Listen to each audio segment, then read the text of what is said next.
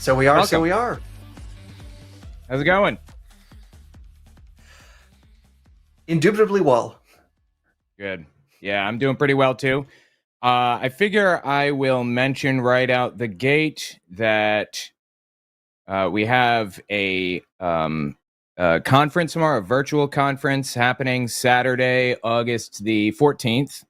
And we're going to be talking about a whole bunch of interesting things. I'm going to be talking about Germany in the 1930s, what religion was like at the time, what we can do today, specific steps each of us individually can take to try to prevent the rise of authoritarianism that if they had done back then, things may have played out a little bit differently. Not on an institutional level, but on an individual level. What are you going to be talking about, Aaron?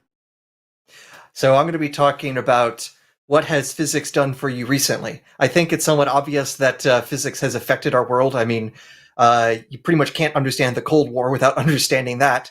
But as most things go, what have you done for me recently? I'm going to try to show that, hey, anyone who's telling you that science is dying, that researchers are wasting your money, that it's just a bunch of silly math. Nope, we got new practical stuff happening that's affecting you, that's actually making the world as we have it possible and our future brighter because of it. Very cool. Sounds interesting. I cannot wait to hear it. Do you know what time yours is happening tomorrow? I'm in the middle of the lineup. That's all I remember. Okay. Yeah, I believe that if you sign up on the Patreon, you can check it out and join the virtual conference. I believe that's all you have to do is just be a member of the Patreon. Is that correct, to your knowledge? I think you have to be at least at the $15 per month level. So you have to be at least this tall of a patron to financially this tall of a patron to participate. All right. Very cool. I can't wait to hear it. I figure while we're waiting for callers to call in, we can talk a little bit about it. By the way, if you think that God is real, then call in and tell us. And if you don't, I'm going to assume that you're a chicken shit and you're just too afraid to call in and just give us your honest opinion. Give us a call, let us know, argue with us, tell us your thoughts. Maybe you'll make a couple of new believers. The number is 720-619-2288. 720-619-2288. Theists take priority, but we also take atheist callers. You can also do it on the web. It's in the description, I believe. So yeah, well, why don't you tell us? Do you want to, while we're waiting for calls to come in, you want to tell us a little bit about what you're planning to hit tomorrow? Yeah. So the basic strokes is this: is that there has been, especially this year, it feels like an amazing pushback against science, scientific knowledge, scientific authority. And one of the narratives out there as well is that the research is impractical, especially in physics, that is just a bunch of math. It has no relationship to our daily lives anymore. It's just a bunch of people, writing equations on the board, talking about 10 dimensions in particles we can't detect. It's all useless. We should be spending our money on other things. And if you're RFK, those other things are blue dye. Apparently it's not actual vaccines. That's another problem, but I'm not going to talk medicine as much because that's not my expertise. But nonetheless, this narrative's out there. I want to look at and say, hey, here's just some stuff that you may not realize that modern physics, and I'm saying like cutting edge research, physicists working right now, what are they doing that is improving science and it's improving our daily lives, either right now or in such near term that we can actually talk about it as real progress. So that means I'm going to be skipping past things like nuclear fusion or quantum computers or room temperature semiconductor or superconductors. Sorry, those are all things that we are actually working on as physicists. That would be absolutely wonderful if we can get them, but I can't promise they're going to be here in 5 years.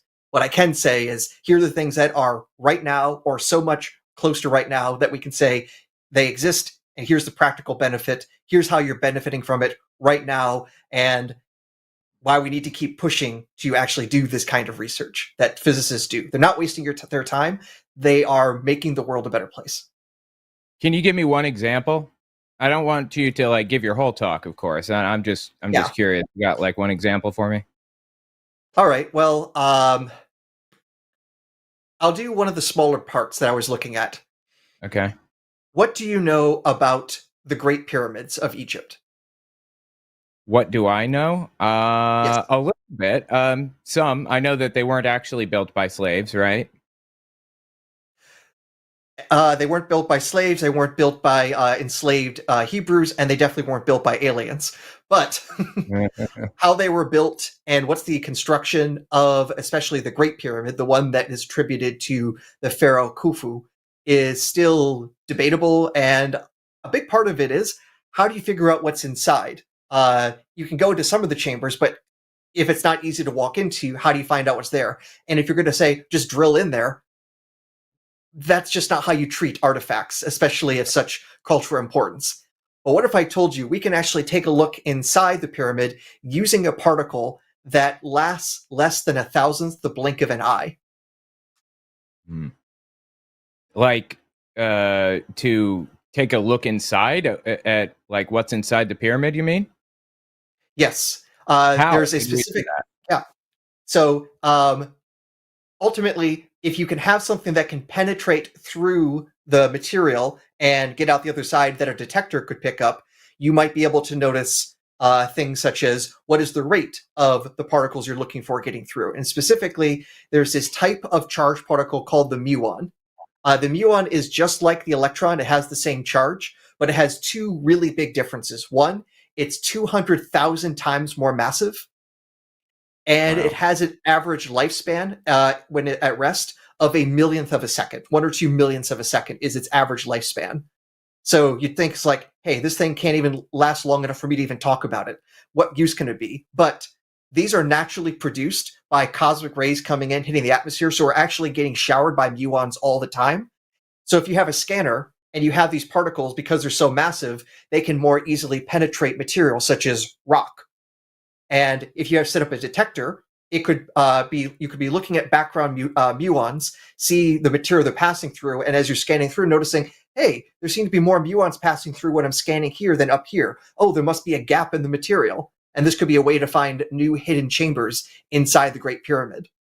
That is fascinating. You know what's really fascinating to me on that note? I've always wondered how we know not just the chemical composition of things, like water is H2O. Like, how do we know it's 2 hydrogen, 1 oxygen? But how do we know the physical structure of the water molecule? And I understand that kind of measurements go into it, trying to measure the weight of various various substances. But it's just like a blank page for me, trying to figure out how like chemical compositions are calculated.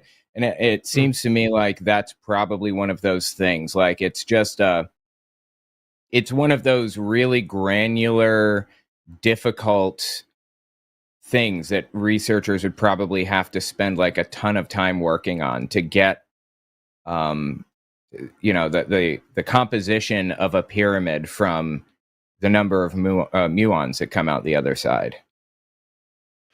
It's absolutely fascinating. Yeah, and it took a lot of progress. Like, I think the first attempt to do this was back in the 60s, and there was a more recent attempt just 7-8 years ago with, as you can imagine, much better equipment. And the results got published in Nature. So big improvements in the technology, and worthy enough to get published in the premier science journal for the world to show, hey, here are the improvements that have happened in the tech, and here is at least signals that there are undiscovered chambers inside the Great Pyramid, which might help us determine more about its history and its construction. Bro, to be determined. I would love to know what's in it. That would be so fascinating. I mean, I don't think they put the tombs under there or in the pyramids, right? I could be mistaken. I think they put them further away to like protect them from grave robbers. You know anything about that? I'm not enough of an expert on this, but I think some versions of the pyramids, the tomb was basically underneath the pyramid, and others, the tomb was more inside. And also there would be a bunch of false chambers. So if you were a tomb robber, you'd be digging in the wrong direction. But a lot of those details I don't know well enough. Unfortunately, that's not my day job. Right. I've been trying to learn more about ancient Egypt, but I got a long ways to go. Yeah. I can hear you. The audience Okay. I got you. Hey, guys, give us a call. We want to hear from you. Do you believe in God? Even a little bit. Even if it's just kind of, something that you're thinking about, you're batting around. Give us a call. Convince us. We want to hear your reasons for believing in this stuff. So give us a call, 720-619-2288. As far as my subject matter goes, I feel like it's relevant right now for all of us for obvious reasons. What was Hitler's religion? What was religion like at that time and in that place? And what could people have done to stop what happened from happening early on?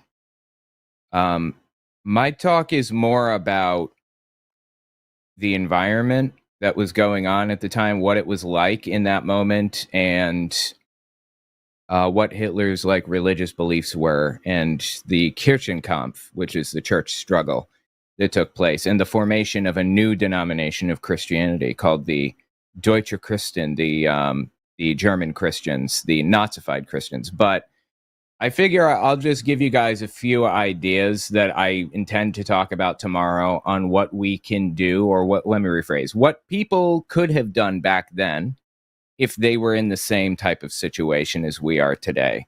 Like with the fact that we have social media, they didn't have social media back then. First and foremost, you need to disrupt the propaganda ecosystem. When you're scrolling through Facebook and you see your weird little nutcase uncle posting something insane about how Trump is going to save America and all of that stuff, do not just let that stand, because the rest of your family is going to come along and see that and think to themselves, nobody pushed back against this. It must be true. Get in there and be the person that pushes back every single time. You're scrolling through Reddit or something and you see some nutcase saying something insane. Get in there, even if you know you're going to be downvoted to oblivion, and push back. Do not let people think that this is normal or okay or acceptable in any way, shape, or form. That's one of the first things that you can do. And it doesn't just apply to social media, obviously. Anytime you hear some nutcase spewing their garbage, challenge it. That's the first and most important thing that you can do. Also, you can organize in small person meetups, create Magic the Gathering groups where you all hang out with each other, kind of form out a little community where you work together and you hang out together, build it up as big as you possibly can, and don't let Nazis in. Shame people relentlessly, make them feel embarrassed for what they're doing and who they are. Why do you think ICE is wearing masks right now? Because they don't want the social consequences that come along with doing what they're doing. Make sure that they know that they are not liked in their community. Something that we can do on a kind of a larger scale is we can, me and the line and others, rebut propaganda as much as humanly possible. Fact check, use good sources and things like that. But pushing back against lies and propaganda and shaming people are tools that cannot be underestimated. So give that some thought. And I know that there's going to be some social consequence to us, to you, to everybody for doing that at Thanksgiving when your idiot uncle is spreading all of that nonsense. But that's the cost of fighting against it to the best of our ability, right? You got to recognize that there is no like middle ground anymore. Unfortunately, I wish that there were middle ground, but one side has Nazis and the other side does not. So, which side are you going to pick here? Anyway, that's kind of what my talk is going to be about. I'm at least going to touch on it. And there are a few other things that I wanted to touch on that, I guess I'm just going to wait until tomorrow to hit it specifically. But anyway, give us a call. I would really appreciate that. 720-619-2288. Looks like we have somebody in queue right now, as a matter of fact. Wow. You are ready to bring them in? Let's see. Go. Okay, I'm trying. It's dying on me. Give me a second here. Okay. I need more internet. Yeah, can you hear me? Hello? Are you there? Can you hear me? Oh, okay. Well, I will return them to the queue then. Anyway, yeah. So what are you working on right now? When you asked me last time, I was mentioning this Exodus book project that I'm on, but also I was talking about this earlier, and because of the T-shirt I'm wearing, I had mentioned that my wife and I have been going through the entire catalog of the Godzilla film franchise and trying to turn this into a book project. In fact, my wife's in the other room right now, I think preparing some of the talk she's going to be doing in November for one conference that will allow us to pretend to be Godzilla scholars. Very cool. That's awesome. A conference, huh? You're going to a conference? Well, she is. It's, I think, I forget which popular culture conference it is. There's several different organizations, and I can't remember which one she's going to, but it's in November. At that same time, though, I'll be staying here in Boston for the Society of Biblical Literature conference, because I got to talk there about, strangely enough, combining my day job with the Hebrew Bible. My day job is as a data scientist, and I've said I'm going to try to work out something with natural language processing and dating of text. That's cool. So you are a data scientist, huh? Like, what kind of data scientist do you work with? Like AI, or is it something different? The category of like machine learning and AI, there's a huge amount of overlap. That AI is basically a specialized version of machine learning. Yeah. In general, I do machine learning stuff. Sometimes I might do something with large language models, but 9 times out of 10, it's analytics and simple with big quote marks, simpler machine learning models to solve business problems. That is really interesting. Yeah, I have been, as I mentioned last time, I've been a programmer for like many, many years. So I have also worked in a lot of like probably the areas that you're discussing. But it looks like we have a couple of calls now, as a matter of fact. See if we can bring one in. It definitely says call in queue. So let me give this one a shot. Got Dupe from Mexico, they, them. Can you hear me? Are you there? We've got Dupe on the line. Questions and clarification on conjecture about the concept of eternity. Can you hear me? Yes. Hello, can you hear me? Yes. How's it going? Yes. Can you hear me? Yes. Oh, yes.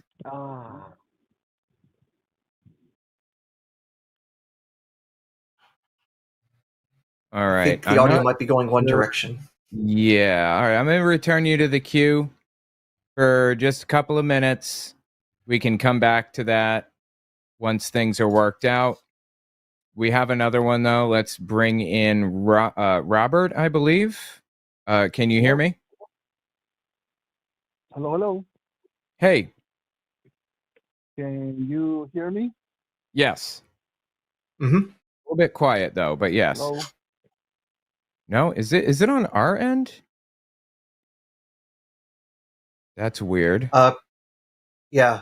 Producers, it seems like the callers can't hear us, but we can hear them. Not sure.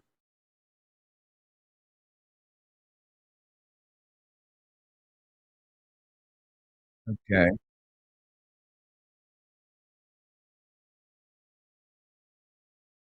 Yes, that is correct.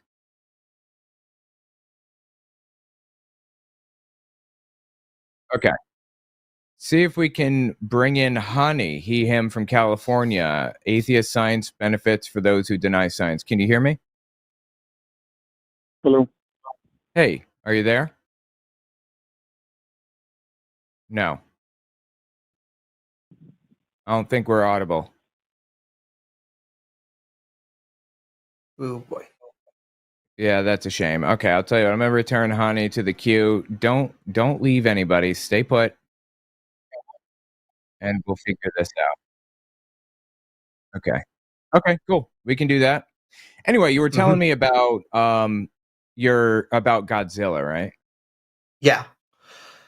Yeah. So, for background, again, I'm a nerd in many ways, more than one ways. Science nerd, science fiction nerd. My wife, she did not interact with the Godzilla series growing up like I did, but she has the skill set of being a PhD in English. That's what she did her area in. So she's got all that skill set for literary analysis. So she can bring that in there while I bring in my goofball little kid who grew up watching the rubber dinosaur fight other guys in rubber suits. Yeah. And finding the deeper meaning in these films. So I mean, there's obviously an aspect where the movies are a little bit silly, that you have to have a lot of suspension of disbelief, and other parts where you see, oh wow, these are profound expressions of anxieties, whether it be about nuclear weapons or about personal trauma. Outside invaders, you realize, oh, these are vehicles for talking about much more than just guys in rubber suits crushing miniatures. Yeah. I remember when I was little, I had a little Godzilla thing, a little Godzilla doll type of deal, or action figure. I'm sorry, not doll. It was an action figure, and it breathed smoke and everything. It used this little, basically, it used how a vape works today to produce smoke and everything. And yeah, pretty cool. I was a big fan, and I saw some of the Godzilla films when I was little, but I understand, like, for a certain generation, Godzilla was just like everywhere, just everywhere. Everywhere, and sometimes only in Japan. Like when I was young, the only films that they were showing over and over again were the stuff produced between 1954 and technically between 1956 and 1975, but they weren't showing the Godzilla films as much that they made in the 80s and 90s, that those were pretty much stuck in Japan until much later. Right. And then, of course, America tried making a Godzilla film.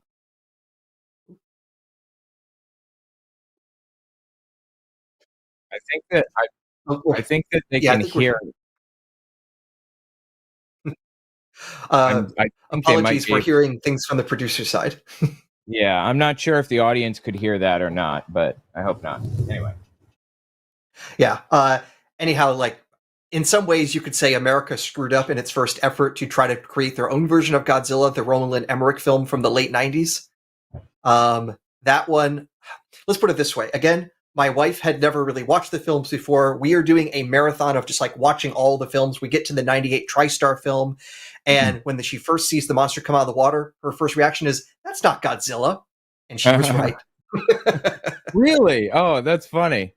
Well, let's put it this way. Fascinating. Not only is the design different, but in terms of like what the creature means, the philosophy behind it, the fact Yeah. it lacks things like atomic breath, many things that make it deficient, so that its official name, the Godzilla from the late '90s, it's either known as Gino or Zilla. Gino is for Godzilla in name only, Oh, that's or funny. Zilla because they took the god out of Godzilla. Oh, that's funny. Wow. So that one is not very liked, I guess, huh? Or that like that version. Oh yeah. Well, it depends. For kids who grew up seeing that, it's got nostalgia. There's a stronger attachment there. For Japan, they literally took the rights for that Godzilla, put it in another film, and had the real Godzilla kill it in under 30 seconds. Right? Oh boy, I think I'm hearing more hosting related things. Yeah. I hope that worked. Should we try it again, or should we just wait another minute? Let's check with our producers. What should we try doing? What do you think, guys? Just keep talking?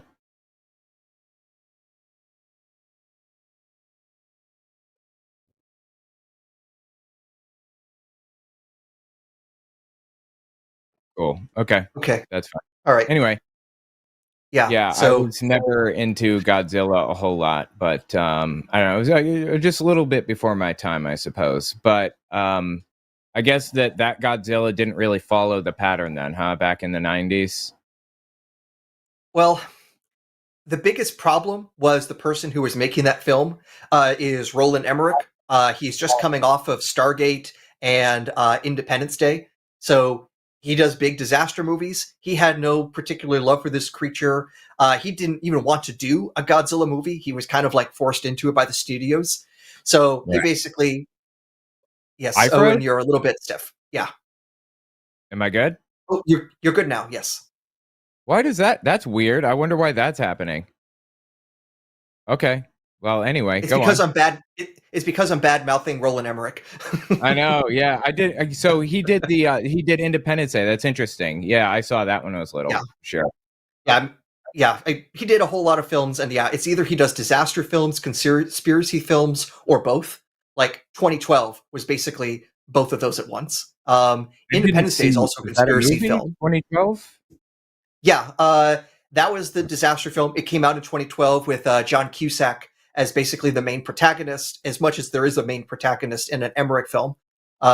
Emmerich films are kind of well known for having a cast of 1,000. Interesting. Wow. But nonetheless, yeah, that was end of the world, kind of sort of related to Maya prophecy, pseudoscience that the sun is giving off a new kind of neutrino that's melting the core of the Earth. It's absolutely nonsense, but it was just enough excuse for make another disaster film, tie it in with the hysteria that was going on with 2012, and make, I don't know if it was a boatload of money, but at least a few barrelfuls of money. Yeah, I remember 2012, like not the movie, but the actual event. I remember everybody was like, yeah.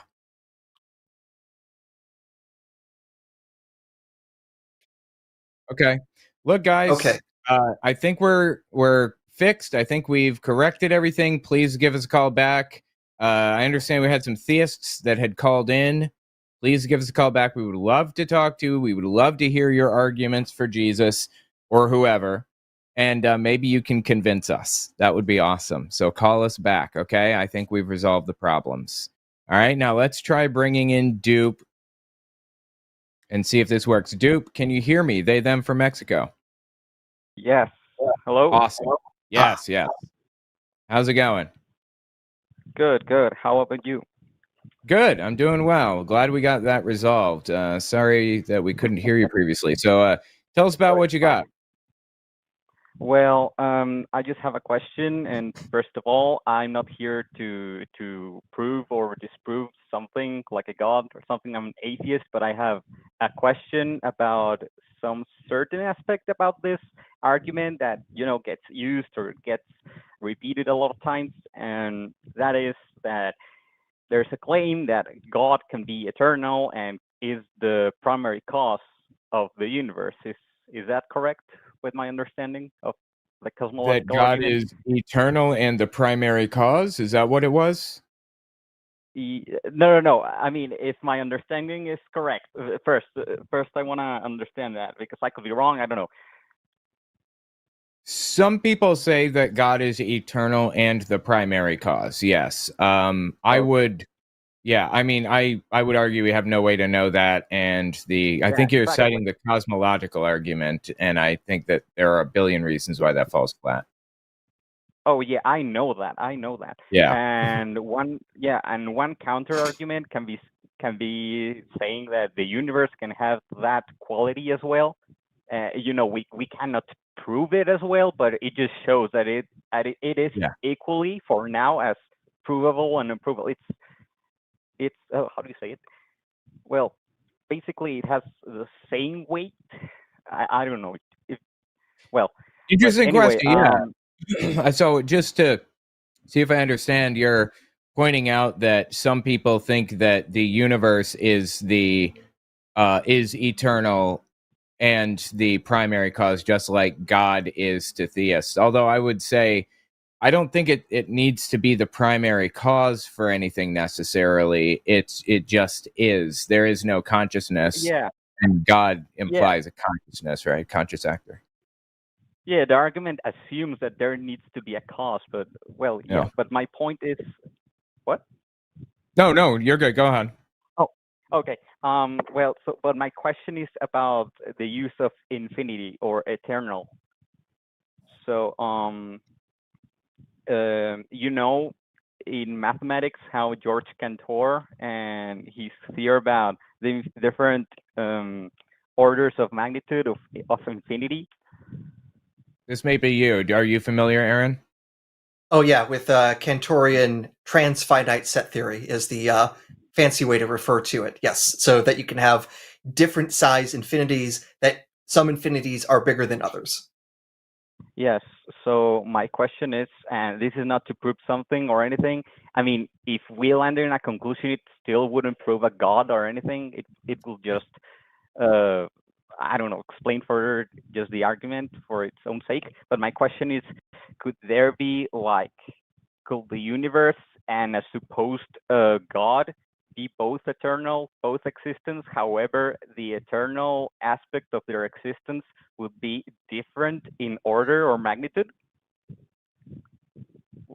Is that that logically follows, or are they mutually exclusive? I would say probably not. What do you think, Aaron? So when we say that the universe is eternal, is that you could always imagine that as far back in time as you want to go, you could still go another second back in time. So if you were to count how many seconds you could go back, it could always be greater and greater, and that there'd be a infinite number of seconds that you could count. If God is also temporally eternal, it would be the exact same sort of thing. There wouldn't be different size infinities. You're still always saying, oh, you could always go back a second and God would have been there. Now, it gets a bit complicated because when especially Christian scholars coming in and say that God is outside of space and time, that he creates time, that creates a problem of how does that even make a coherent thought? Because when you are doing things, which is temporal, outside of time, that's like saying you are traveling north of the North Pole. It doesn't even sound, it doesn't make any sense. It might look like a sentence, but you think about it and you realize, no, it's not even a coherent idea. But it's a requirement for saying the universe isn't eternal, but somehow God is. And that is at least mind-breaking, if not incoherent. Oh, okay. So yes, thank you for clarifying, because I think I overlooked the fact that the eternity that we are counting is time, which is itself a quality of the universe. So being on a higher magnitude of eternity based on that physical quality of the universe is irrational. Is that correct? Perhaps so. I guess it sounds almost like it makes me think of like some people suggesting maybe there's like more than one dimension of time. But even if there's another dimension of time, just like with dimensions of space, sure, there's like, say, a finite number of meters I could count from the floor to the ceiling of the room I'm in. But I could always imagine going another meter. And so that's infinite in that way, but it would still be countably many meters up I'd be counting. Even if there's another dimension, left and right, it'd still be countably infinite. So even if there's another dimension of time that somehow God exists but the universe doesn't, it still would be the countable infinite set in that terms of infinity. It'd be the same kind of infinity either way. Right. Well, thank you for clarifying my question. It was more like a shower thought, like I never saw that question in the wild, so I wanted to ask you guys personally. So yeah, it makes sense. Thank you for using your time to answer my question, and have a nice day. Yeah, thanks for calling. Thank you. Okay. Awesome. Hey, on that note, I just want to tell you guys, give us a call. We have some callers in queue at the moment, but I would like to see more callers in queue. If you want to challenge us, you think that we're wrong on something and you think you're right, give us a call. Tell us why. We want to hear it. Otherwise, I'm going to think you're afraid of giving us your real opinions. On that note, I was going to ask you, what do you think about this? Part of string theory is that it requires there to be more than 3 dimensions plus time, right? Mhm. Um, do you give that any credence? Like, how would that work? Do you think there's any legitimacy to that, or is that a hole in string theory? I can't wrap my head around it. Yeah, well, the way it gets explained is that the other higher spatial dimensions, we aren't able to observe them because it's at least one way of doing things mathematically consistently. Is you can say the dimensions are wrapped up in such a way that you can't actually detect them with especially normal human senses, and even our best detectors can't notice that effect. So the standard example is if you have a flat sheet of paper and you have an ant walking along it, everything looks flat. But I've now curved this thing, and if you're just a tiny little ant walking along here, everything looks straight. But I can see globally, this actually wraps around in other dimensions. So it could be in that sort of sense that you could have a wrapping that at our gigantic scales with our eyes, we don't really notice those subtle twists and turns of the fabric of space-time. And the only way to really be able to notice them is have a detector that can measure down at those levels, which at least in string theory, puts that at like the smallest scales that are physically possible and are way, way, way beyond any technology we're going to have that we can think about. So the Probably best never, string theory right? can do is say, hey, if we can explain this data with our hypothesis, then it has value and why we should continue to research what it might be able to tell us, especially if there's no other contender that could do the same thing. That's the main pitch for string theory. Hey, we can explain all these features. It avoids a lot of anomalies that happened in other theories. It's so far not disproven by any experiments, but on the downside, it's been really hard to do direct experimental tests of it. So that is its what its detractors can point to rightly and say, hey, why should we even call this a theory if we can't go in and test it right now? Interesting. So, where do you fall on that? Like I say, right now, I'm kind of 50-50 on where it's ultimately going to go, in that I can see its value and I've seen that it actually, as a mathematical tool, can have a lot of utility. It's been able to help solve some problems more accurately than other methods. But on the other hand, if I want to be a good physicist, I want to care how things really are, not just have a model that happens to work.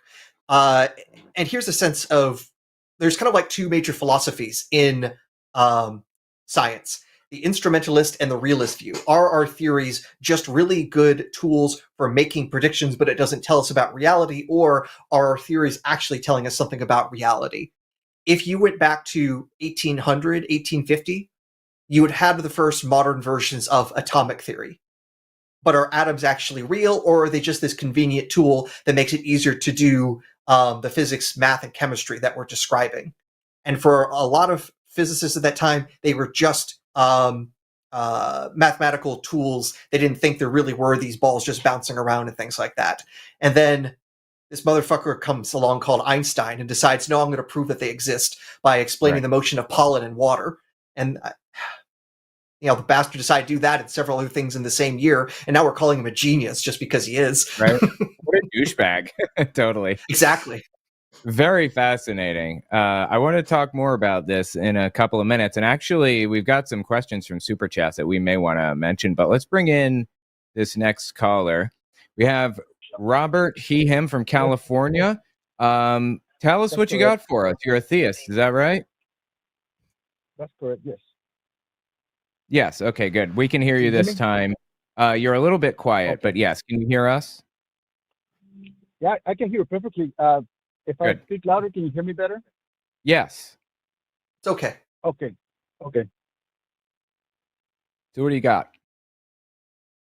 Oh, you want me to tell you what I got? Yeah. Okay. Well, it says the title of the video says does God exist? How do you know? Right? Yep. So my commentary here comes from the Bible, because the Bible has predicted did we lose what's you? going on, has predicted the future. The future. Oh no, I think we might have lost Robert No, again. I can hear him. Oh No, I no, can hear you Robert just fine. Oh, can you hear me? on my end. Sorry, I guys. Yeah. can hear you guys. Yeah, sorry. I I can heard hear you, Robert, and you're saying that the Bible predicted the future, so it has prophecies that came true. Am I repeating your statement correctly, Robert? Yeah, that's correct. That's what I'm saying. Okay. All right. Would you like to give an example? Okay. So first is the creation of Israel and one day, the birth declared in one day. So not only How long does it usually take to declare something? a statement? Well, usually the recognition of Israel as a state was done by President Truman, 11 minutes after the declaration of a state was done in Israel. I'm not sure how And that. so just to make sure, you're saying the Bible mentions Truman, and Truman saying on the same day that a parliament in Israel is established, that President Truman will come in and also agree that Israel exists? No, it doesn't say Truman. When it reads, it says that who has heard it, the text reads like this: who has heard things like this? Can a country be born in a mere moment, and can a country be born in a day? Yet no sooner is Zion in labor that she gives birth to her children. So basically, that's what it stated. And back in the day, before the event, people thought the Jewish people were crazy because they were dying. I mean, this happened right after World War II. So well, here's the thing. You said this comes from crazy. which book? Which the book prophecy is coming from where? The book of Isaiah, chapter 66, beginning in verse 8. Okay, so here's the thing. If you think this comes from the historical Isaiah, then it sounds like you could be talking about Israel after the Babylonian exile, because the nation of Israel, or the Jewish state of Judea at that time, was destroyed by the Babylonians, destroyed the temple, caused a huge amount of angst and anxiety for the elites there. And then decades later, the Babylonian Empire falls, and Cyrus the Great allegedly then allows the Jews to return back to Israel. Could that be what Isaiah is talking about? Yes, you're correct. You're correct, but not exactly in that, because that didn't happen in one day. But you are correct on that, because see, the Bible explains to us that there are cycles in life. So there's to be three. So if you're saying I have to read this other Bible part that talks about cycles, which, by the way, I've read the Bible, it doesn't talk about cycles. That's not really a thing as far as I could tell. But more importantly, that would also contradict the thing, because if you're saying Israel forms in a day, but this is just a cycle, so it'll end, is that what you're going to predict as well, that Israel's going to end? No, the final prophecy, it was going to be in one day. And it does speak of a cycle. The Bible speaks of cycles all over. I mean, if you say you read it, then you must be familiar with the chapter of Ecclesiastes, chapter 1. The whole chapter itself speaks of cycles. It uses nature as an example, and then it goes on to say the behavior of people are done in patterns.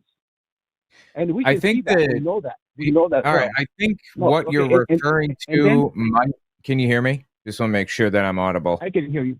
Okay. I think what you are referring to might be about how, like, Jews focused on, like, 7 years, I think, right? Where, like, they forgive debts every 7 years or something to that effect. Or is it 11 years? I don't remember. Anyway, you can find patterns in anything, literally anything. And how long does it take to declare something? Like Aaron said earlier, like, how long would it take for a country to become a country? There are a ton of examples of countries suddenly becoming countries. Like when the Soviet Union split up, that was literally in one day when that happened. Like, everybody one day decided, oh, well, now I'm an independent country. This isn't really surprising to me. And also, one more thing. I'm sorry. One more thing. Do you think it's possible that this is a self-fulfilling prophecy? Like the possibility that Israel will exist was mentioned in the Bible. And do you think that a Christian nation facilitating that could be a self-fulfilling prophecy, maybe? Like they wanted to make this happen? Yes, everything is possible. You know, in this life, everything is possible. But look, we have proof, right? So look, I'll give you another Proof of example. what? Moving that aside. Let's put Hold on. I'm sorry. Just one more thing I wanted to ask. What do we have proof of? Okay, no, we as Christians. Okay, so look, let's put that aside. You know, I made that comment. If it's not good enough, it's good. But look, I'll give you another example. Okay, can you open up the Bible in Amos chapter 1 and read verse 6 to 8? Amos 1, 6 to 8. I happen to have one open here. Thus says the Lord, for 3 transgressions of Gaza and for 4 I will not revoke the punishment, because they carried into exile entire communities, hand them over to Edom. So I'll send a fire on the wall of Gaza, fire that shall devour its strongholds. I will cut off the inhabitants from Ashdod.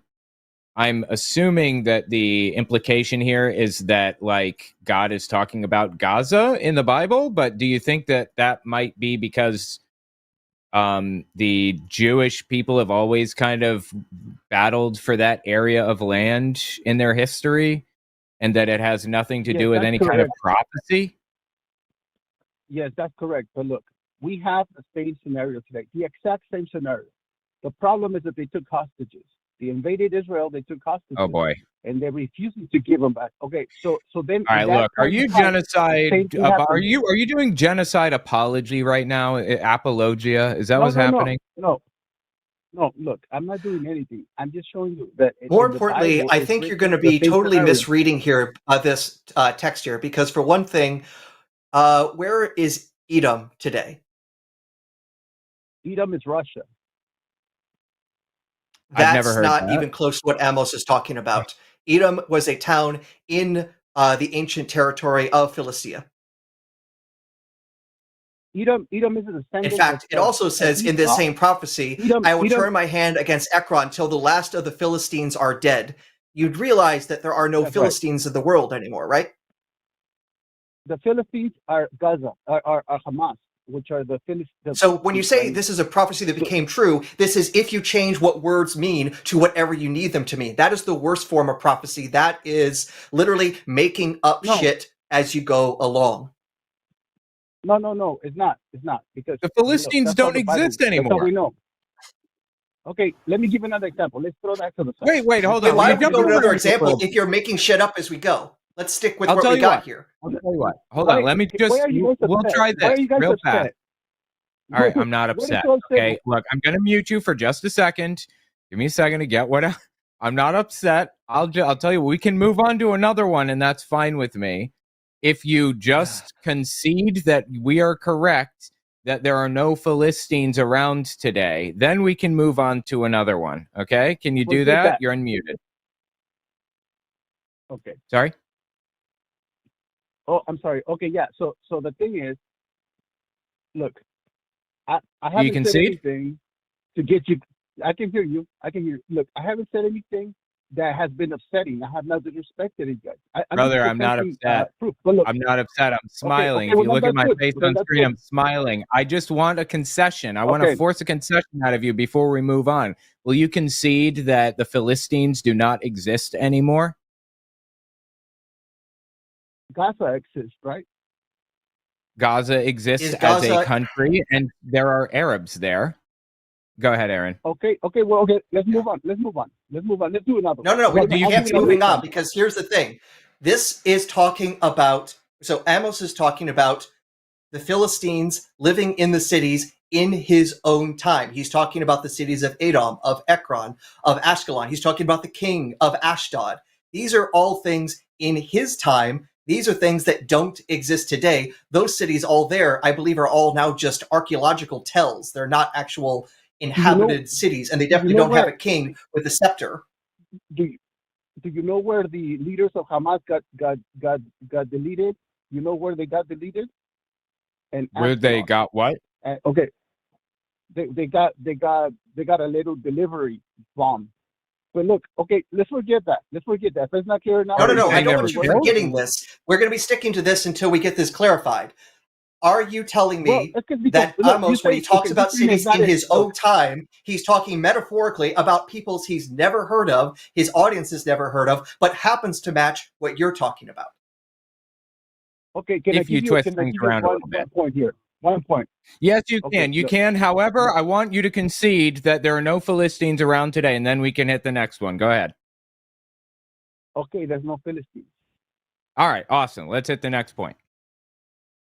Okay, next point. Okay, we have an example. Can you read Jeremiah chapter 7, verse 14 Jeremiah 7, to 19?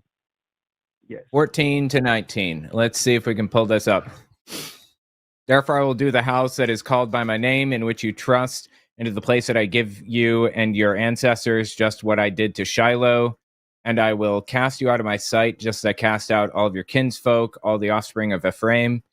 The people's disobedience is the section name for verse 16. As for you, do not pray for this people. Do not raise a cry or prayer on their behalf, and do not intercede with me, for I will not hear you. Do you not see that what they are doing in the towns of Judah and in the streets of Jerusalem? The children gather wood. Okay, so are you applying this to Gazans again? Like innocent? No, No. no. I'm not sure what. How does No. this apply to anything? Wait. What? You didn't finish reading the. All right, I'll finish. All right. The children gather wood. The fathers kindle fire, and the women knead dough to make cakes for the Queen of Heaven, and they pour out drink offerings to other gods to provoke me to anger. Is it I who they provoke, says the Lord? Is it not themselves to their own hurt? I'm not sure. I still don't understand. Okay, thank you for finishing reading. Okay, so the point here is that in the house of the Lord, they're worshiping the Queen of Heaven and other gods, and they go on the streets of Jerusalem, venerating these things. So that happens today. Today, in the streets of Jerusalem, Catholics carry their statue of the Queen of Heaven, and they do their worship. Okay, so that happens today, but that happened before. This is talking about this happening in Jerusalem, in the Holy Temple in Jerusalem. By the way, that temple does not exist. So this prophecy can't possibly be talking about now, because it's talking about things happening in God's sanctuary, which currently does not exist, because right now, that location where the temple would be is a location of the Dome of the Rock. So what does this have to do with the Roman Catholic Church in the wrong continent? Okay, think about a temple, think about a church where they're worshiping the Queen of Heaven and other gods. We have a pattern. This prophecy says this is in Jerusalem, in the house of God, and this is referring to the temple. Is that the same thing as Rome? Is Jerusalem Rome? Can I explain to you? Okay, look. Is Jerusalem Rome? If you read Ecclesiastes chapter 1, is Jerusalem Rome? Answer that question. This is yes or no. Of course, Jerusalem is not Rome, brother. Okay, so look. Then when Jeremiah here is talking about things happening in Jerusalem, he can't be talking about things happening in Rome. He's not talking about Vatican City. He's not talking about the Roman Catholic Church. You are correct, brother. You're a little excited here, but look, you're correct. Okay, you're correct on what you're saying. It was talking. And since I'm correct, this means you're also wrong about trying to interpret this as having anything to do with shrines of Mary. Well, can you correct me on this? Ecclesiastes chapter 1, verse 8 to 10, and then you can correct me on that. All things are word. I mean, this is completely unconnected to literally anything. And if we're squishing these verses together, we're kind of making a brand new book. But okay, all things are why not read it? Why not read it? All things are wearisome, more than one can express. The eye is not satisfied with seeing, or the ear filled with hearing. What has been is what will be, and what has been done is what will be done. There's nothing new under the sun. There's a thing of which is. I'm sorry. Is there a thing of which is said, see, this is new? It's already been in the ages before us. I'm not sure what that has to do with literally anything. This is just a verse saying things happen. Okay. Look, what that says, it says that things repeated themselves, that there's nothing under the sun that hasn't been done before.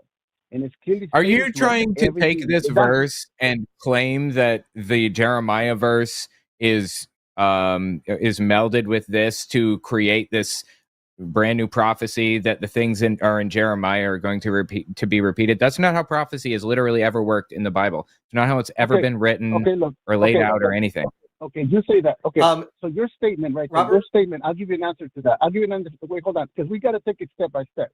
Okay, look. Now read. Robert, we've been going through a 1 lot of Corinthians steps. Can I chapter actually 10. do something a little bit different? Okay, go ahead. So you've been having us read a few different verses. Can I ask you to read a verse? Yes. So I can read it if you want. I'm going to have you jump to the last book of the Bible. I'd like you to go to the last chapter of the last book of the Bible. So Book of Revelation, chapter Revelation 22, verse 12. Okay. Oh boy, Jehovah's Witnesses love I am this there. verse. Should I read it? Go ahead. Okay. Look. Okay, Revelation chapter 22, verse 12. Look, I am coming soon.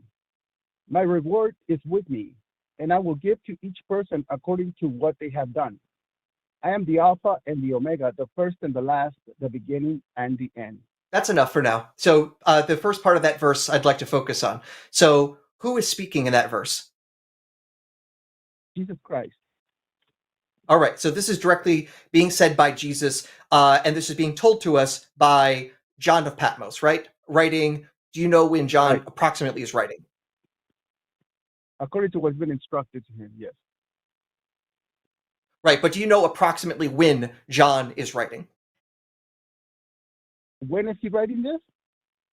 Yes. I don't know, brother. I don't know exactly when he wrote it. Okay. Most Bible scholars will say this was written somewhere in the 90s AD. With the exact decade, ultimately doesn't matter. But here's the problem. That was approximately 2,000 years ago. And John says, I, Jesus, am coming back quickly. Is 2,000 years quick? Mm-hmm. No. According to God's timing, yes. When he says, I am God's coming time. quickly, I am coming soon. And when Jesus says, I come in this generation, as he does in Mark 13, no, this is actually the expectation.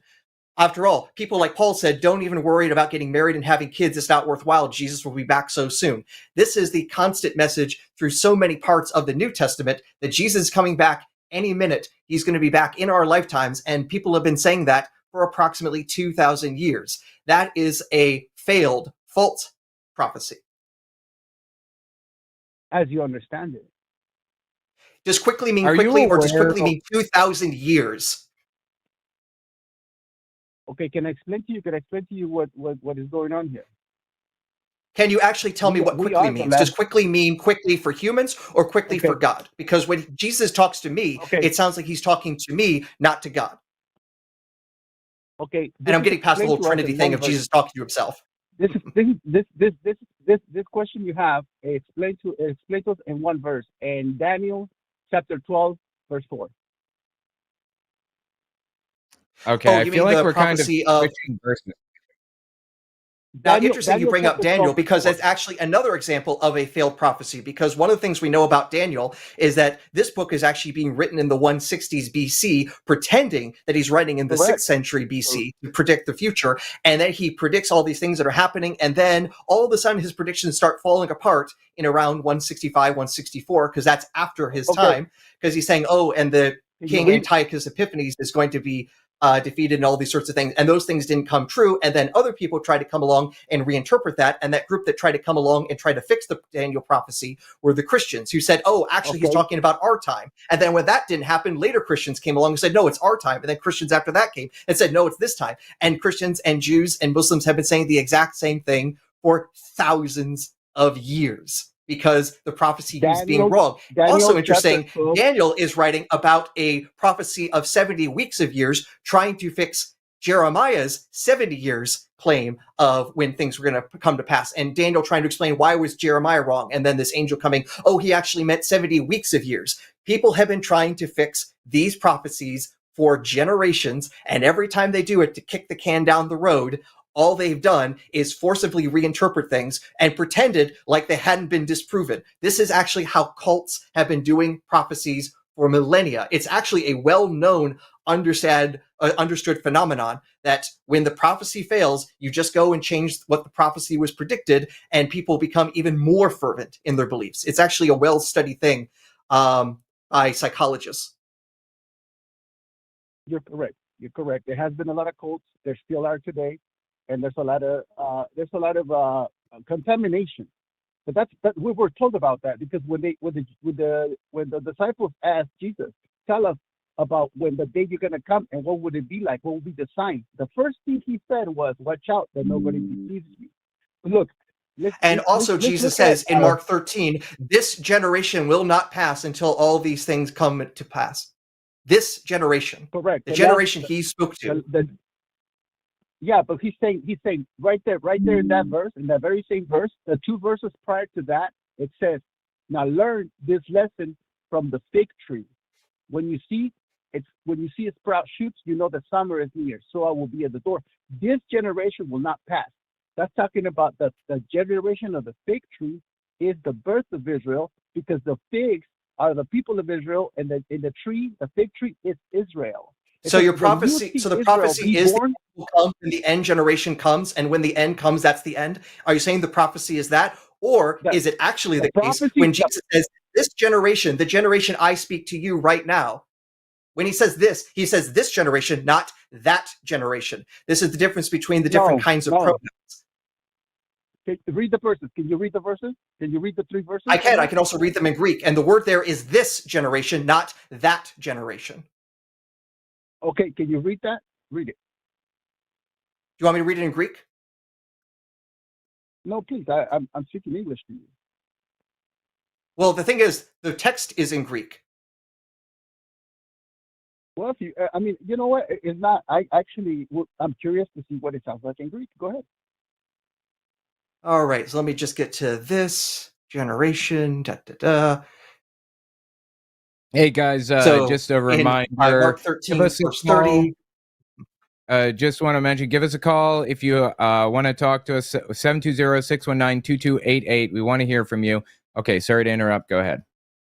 Yeah. So if you go, for example, with the King James translation, it says, "Verily I say unto you that this generation shall not pass." And in the Greek, it's "Hey genai etoi." So this is the generation, this generation, more idiomatically in English. So this generation, not that generation, which would be taute. Yeah, but you're not reading the two verses prior to that. Just read three verses. I'm reading it in the literal language the Bible is written in. I can't get better than that. Okay, well, look, it says that the generation of the fig tree, it says, learn a lesson from the fig tree, the parable of the fig tree.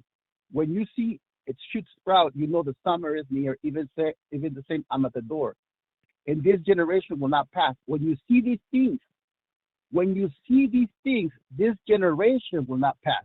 The generation, the witness. But then he would be saying that generation will not pass, the generation far away, rather than the generation he is currently in. That's the difference between this and that. The same distinction is in Greek, that it has these different forms of demonstrative pronouns.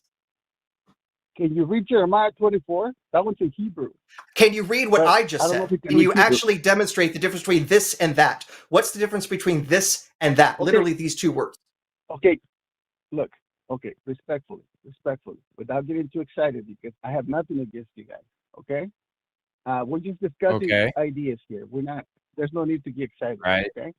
Look. The thing is, I'm easily excited. I find all sorts of things exciting, and I would be excited if you could tell me if you knew what the difference between the words "this" and "that" are.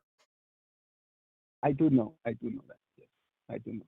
But look, okay, because it's pretty central for dealing with this point. Just to clarify it, you can understand it if you read Jeremiah chapter 24 and the first 4 verses. Or you can read it with the words that are actually there, rather than running off to another verse to try to force this other verse to mean something else. That's why I'm asking you, what's the difference between this and that? Okay, look, nowadays we have. What's the difference between this and that? Wait, that's a translation. Okay, look. What's the difference between autos and tautos? We can do this in Greek. Would you prefer that? Brother, look, It says that when you see these things, this generation will not pass. Okay? And this means here, close, while that means something distant. It's the same in Greek. Okay, it's the same in English.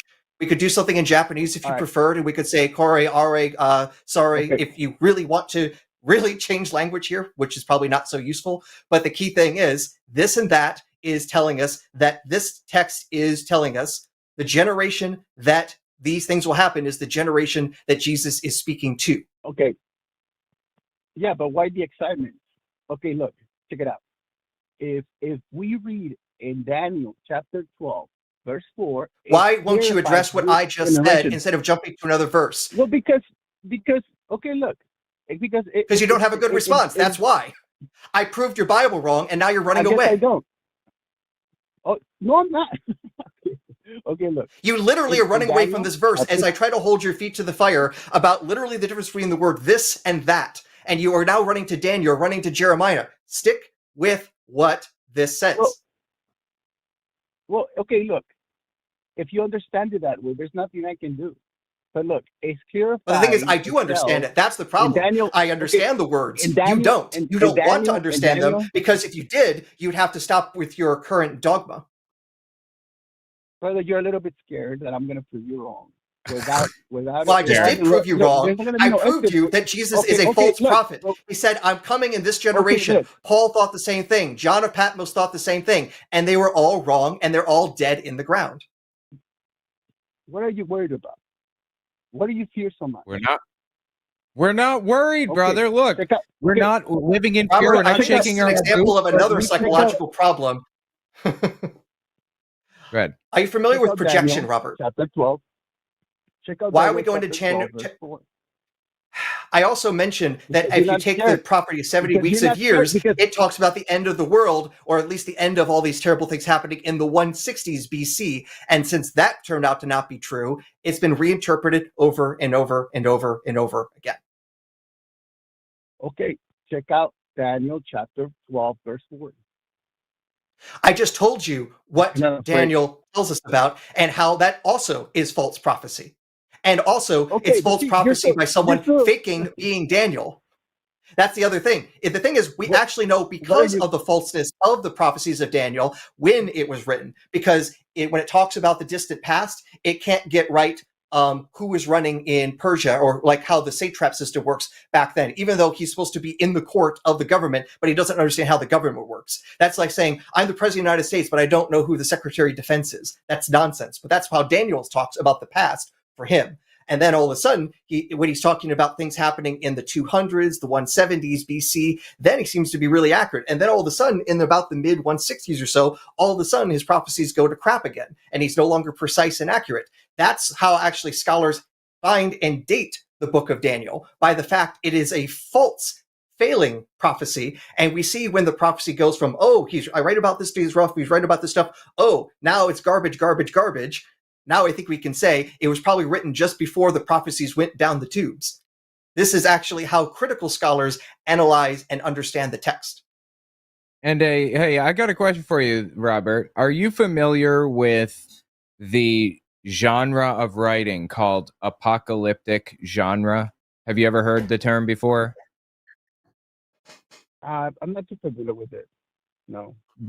You may not know, you may know, but for the audience who may not know, apocalyptic genre writing is a style of writing that like fantasy or sci-fi or romance today that was very popular back around the time that the book of Daniel was written, and it follows that exact pattern. And in fact, there's extra biblical example of apocalyptic genre writing.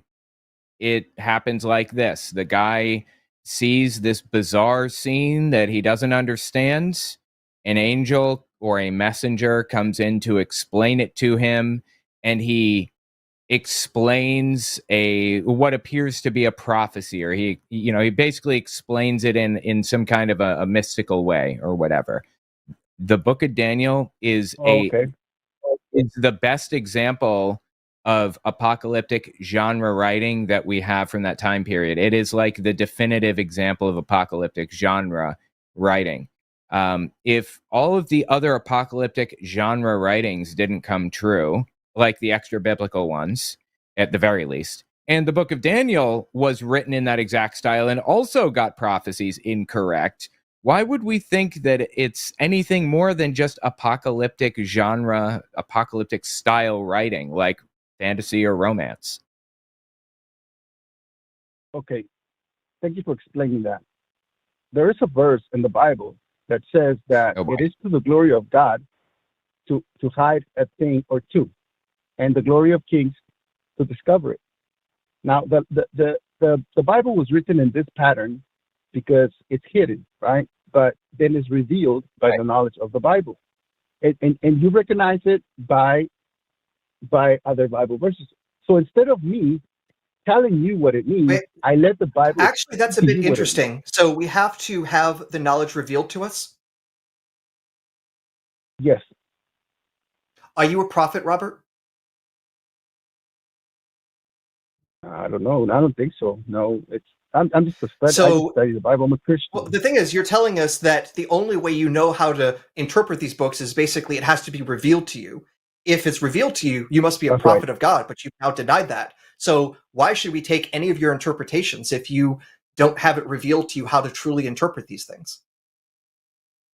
No, but it's not me telling you. I'm just showing you where it says. No, you just told us given that to things are written in an esoteric way that has to be revealed. You were telling us already that these things have to be interpreted and revealed to you. So either you are being a spokesperson for God, that you are one of his prophets, that you're the next Jeremiah, or that your interpretations aren't worth the paper they're written on because you don't have that ability. Or maybe some things are actually more straightforward than you let on, and some things in the Bible are just straightforwardly false. Okay, I have the So Bible there's a verse few that routes we could explains go. exactly what I'm talking about. Instead of going to Yeah, another no, Bible I have verse, let's try this. Let's go through this trilemma that we have here. Are you a prophet or are you not a prophet? Why would you say that? I haven't said anything. I'm asking you a yes or no question.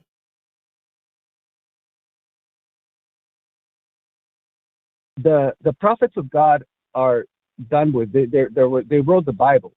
Now it's just So you're revealed not a unto prophet us. of God, correct? No, there are no more prophets. The prophets of God are Therefore, written you are in the not a Bible. prophet, correct? Yes, I am a prophet. Earlier I you thought said you you're said not there a aren't any prophet. more Yes, prophets. I am. What? Well, I'm prophesying. I'm prophesying. Look. So What? there There are aren't any more prophets and there are prophets? not prophets today? I don't think we could get a more clear contradiction, Robert. Well, look, the prophet, the spirit of prophecy is different than a prophet. Okay? The spirit of prophecy is the people who understand the word of God and explain it to you with the words of God. A prophet repeats what God said. So let's try this again. Robert, do you have the spirit of prophecy? Yes, I do.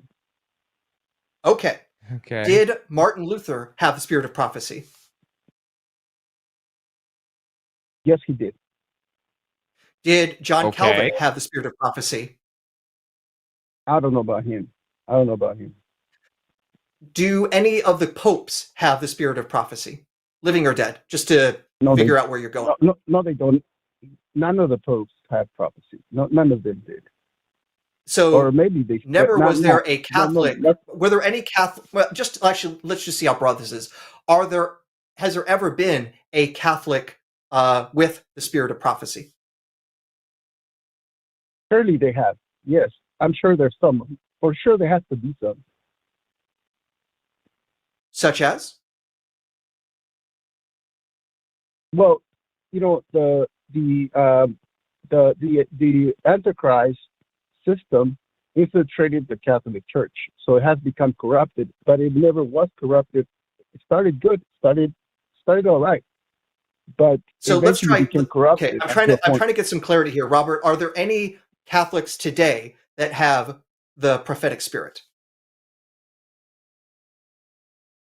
Yes, there is. Yes, there is.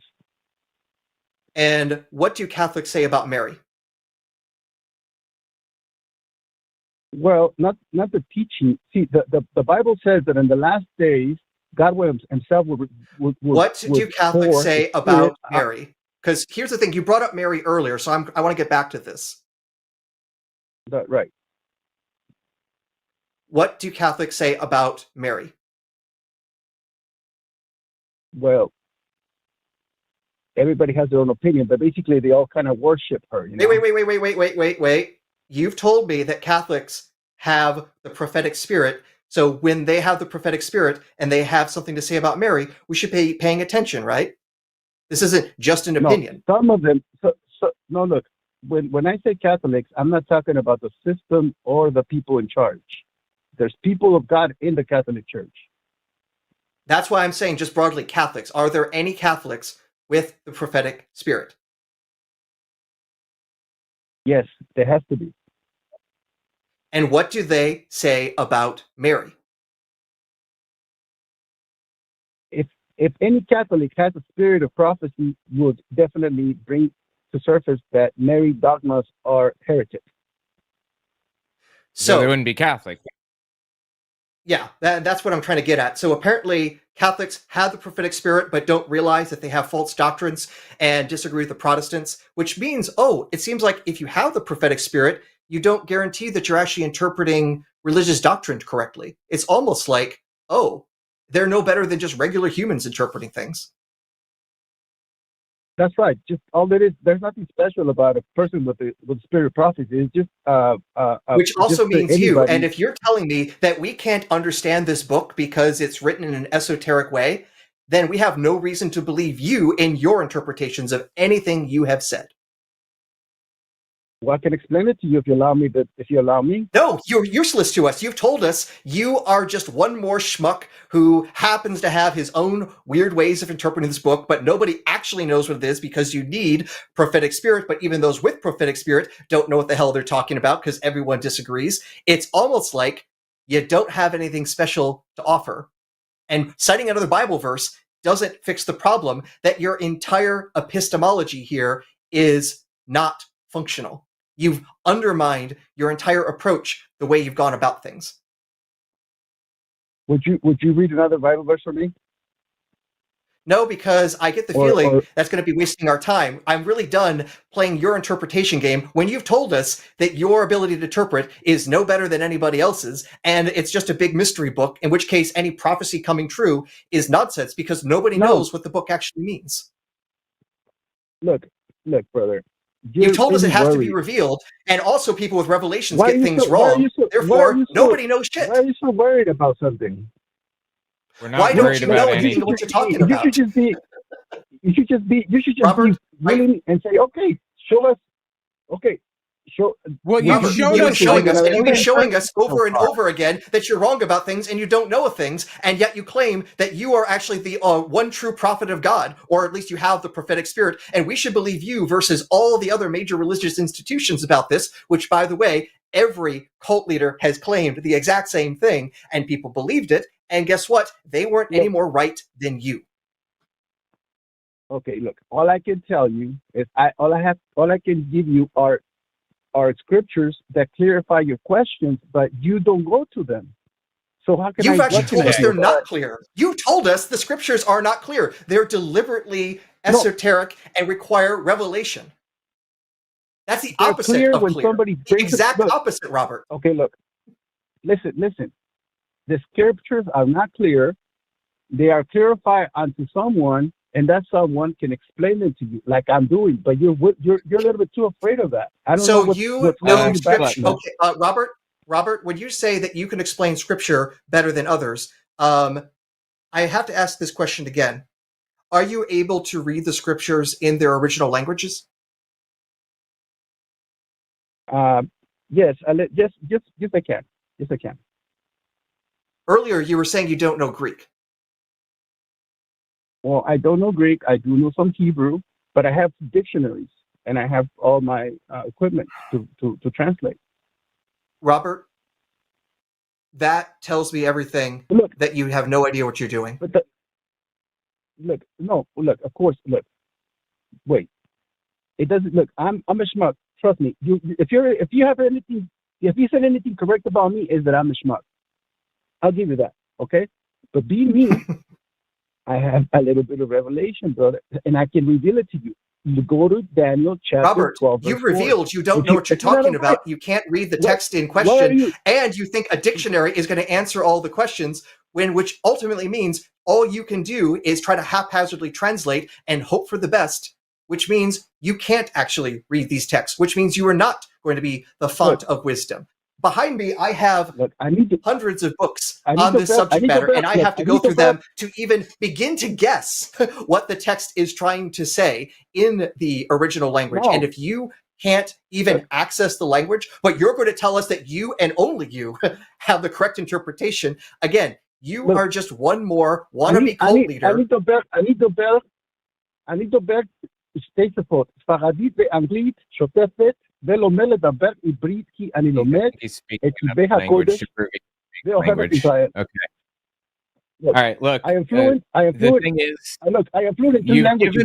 But look, check it out. All right, hang on. You've given us like a billion Bible verses, and I got concessions on some of them, but you were incorrect on all of them.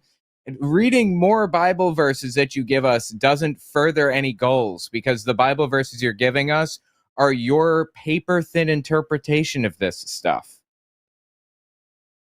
Okay, well then, why are you so afraid of going to more that it's just so easy to dismiss? I'm not afraid of going to verses. It just doesn't benefit us. The last 15 verses you took me to, by the way, I don't read Bible verses for everybody, but I sat here and humored you, and I didn't get anywhere with any of this. It didn't further anything at all. We've been shaking our knees here, bro, for 15 minutes, not saying anything. See, this is really wasting our time.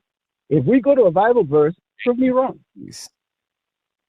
We already did that, and then you ran away from the Bible verse. I pointed multiple verses where Jesus and the apostles, or the later apostles, were wrong, and you said no, because I'm going to now run to Daniel, because you could not stand up to me when I went to the original language of the Greek behind these texts. So no, you can't bring up these texts, and you run away from them. You're the one who's scared. You've been scared the whole time, Robert. I'm sorry. But when it comes to being scared and getting excited, that has been what the psychologists would call projection, and you are lighting up the screen with your projection. I'm sorry.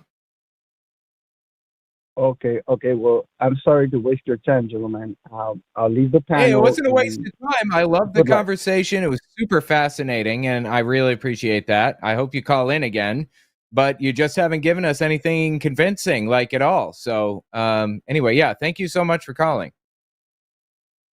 Thank you. Thank you for having me, gentlemen. Have a great day. All right, you too. Good night. Good night. That was actually a very interesting conversation in one man's humble opinion. I wish that he would have kind of addressed the things that we were pointing out, and instead of jumping from Bible verse to Bible verse. I am glad I got a couple of concessions out of him, though. That was something. I don't think he took them to heart, but still. Anyway,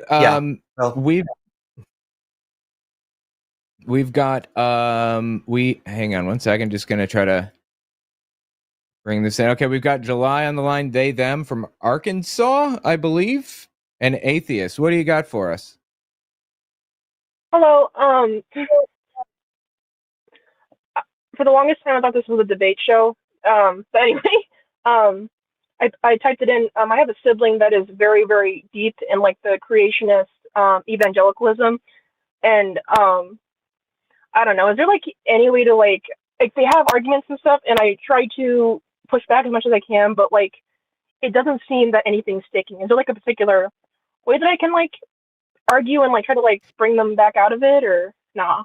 Yeah, I have a suggestion for you. Have you ever heard of street epistemology before? Are you familiar? I've never heard of that. Okay. Street epistemology is a kind of Socratic reasoning strategy that's used to deprogram people. Back in the 90s, the 80s, the 90s especially, there were these companies you could hire that would kidnap a family member on your behalf and bring him to a cabin in the woods and tie him to a chair and force them to stop believing this stuff over the course of days, like forcefully deprogram them.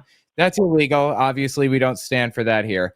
but we have to respect human rights, and the way we do that today is through logical step-by-step reasoning. And my strategy is street epistemology. You should look it up. Anthony Magnabosco on YouTube, real good. But the idea is, I thought you were actually being serious for a second. I was like, oh, okay, I'm gonna have like, money to bribe someone.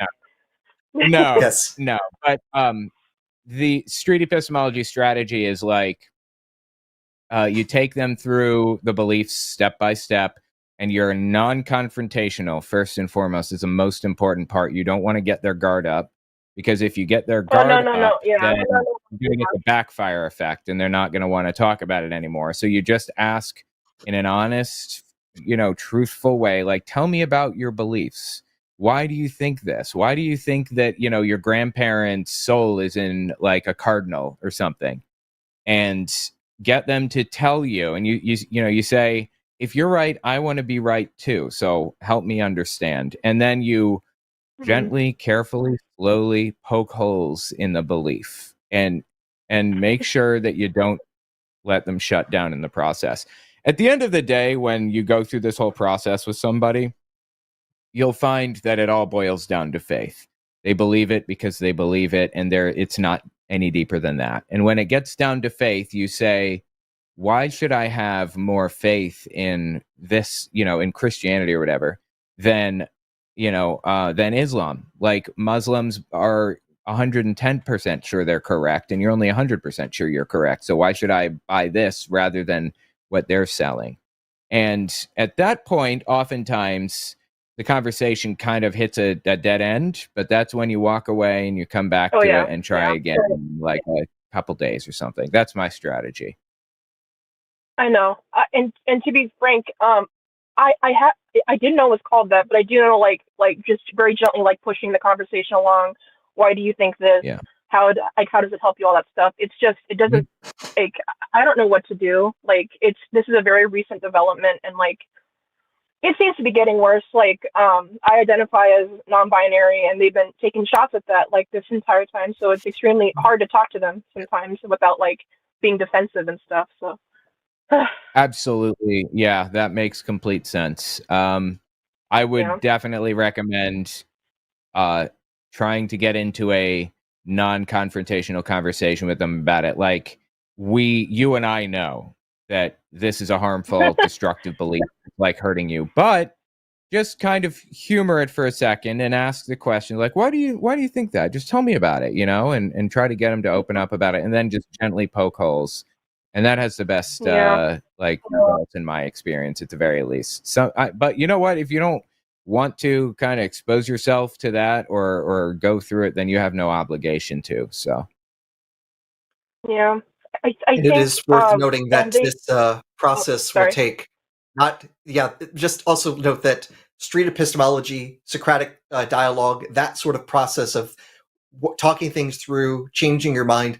This does not happen in one conversation. It doesn't happen in 10 conversations. It's probably a really long-term commitment to having those sorts of conversations to change minds. So if you feel like you're not making progress after one conversation or a week of discussion, that is not surprising. So just to manage expectations.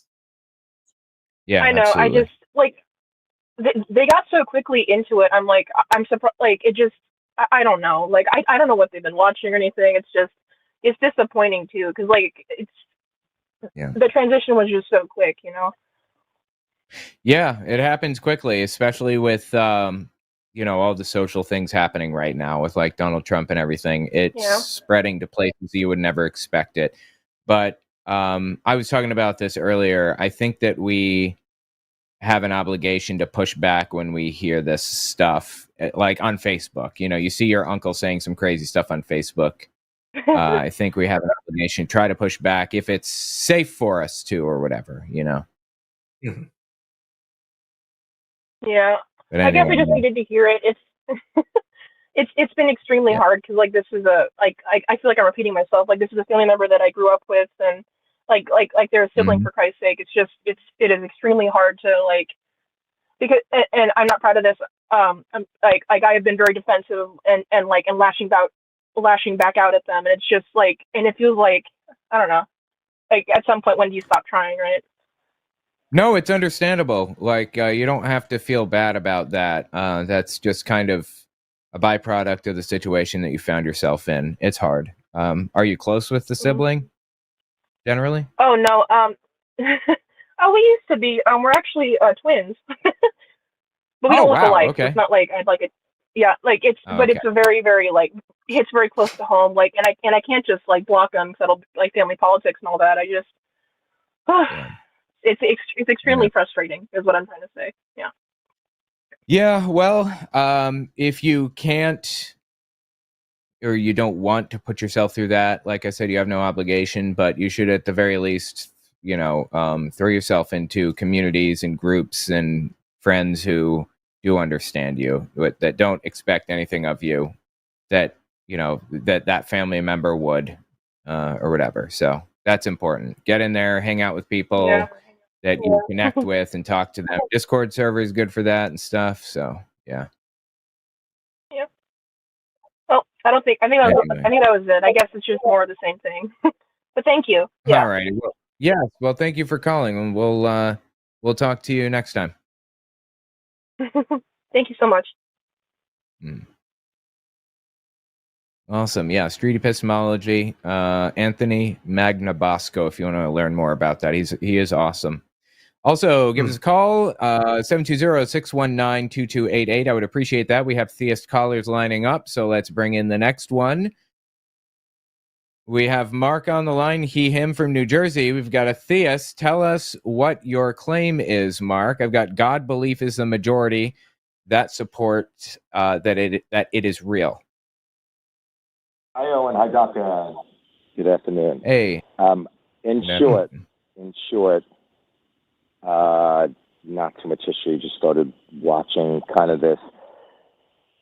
I listened to you all speak logically, and I kind of understand it. But everywhere around me, I only see Catholicism or other religions. And if I'm looking around, belief also instilled. I don't know how it can't be true.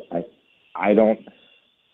If you're on the outside looking in, and it would be an atheist or an agnostic atheist, I don't know the difference, and I apologize for that. Fine. How could the history of it not be more compelling to believe than it cannot?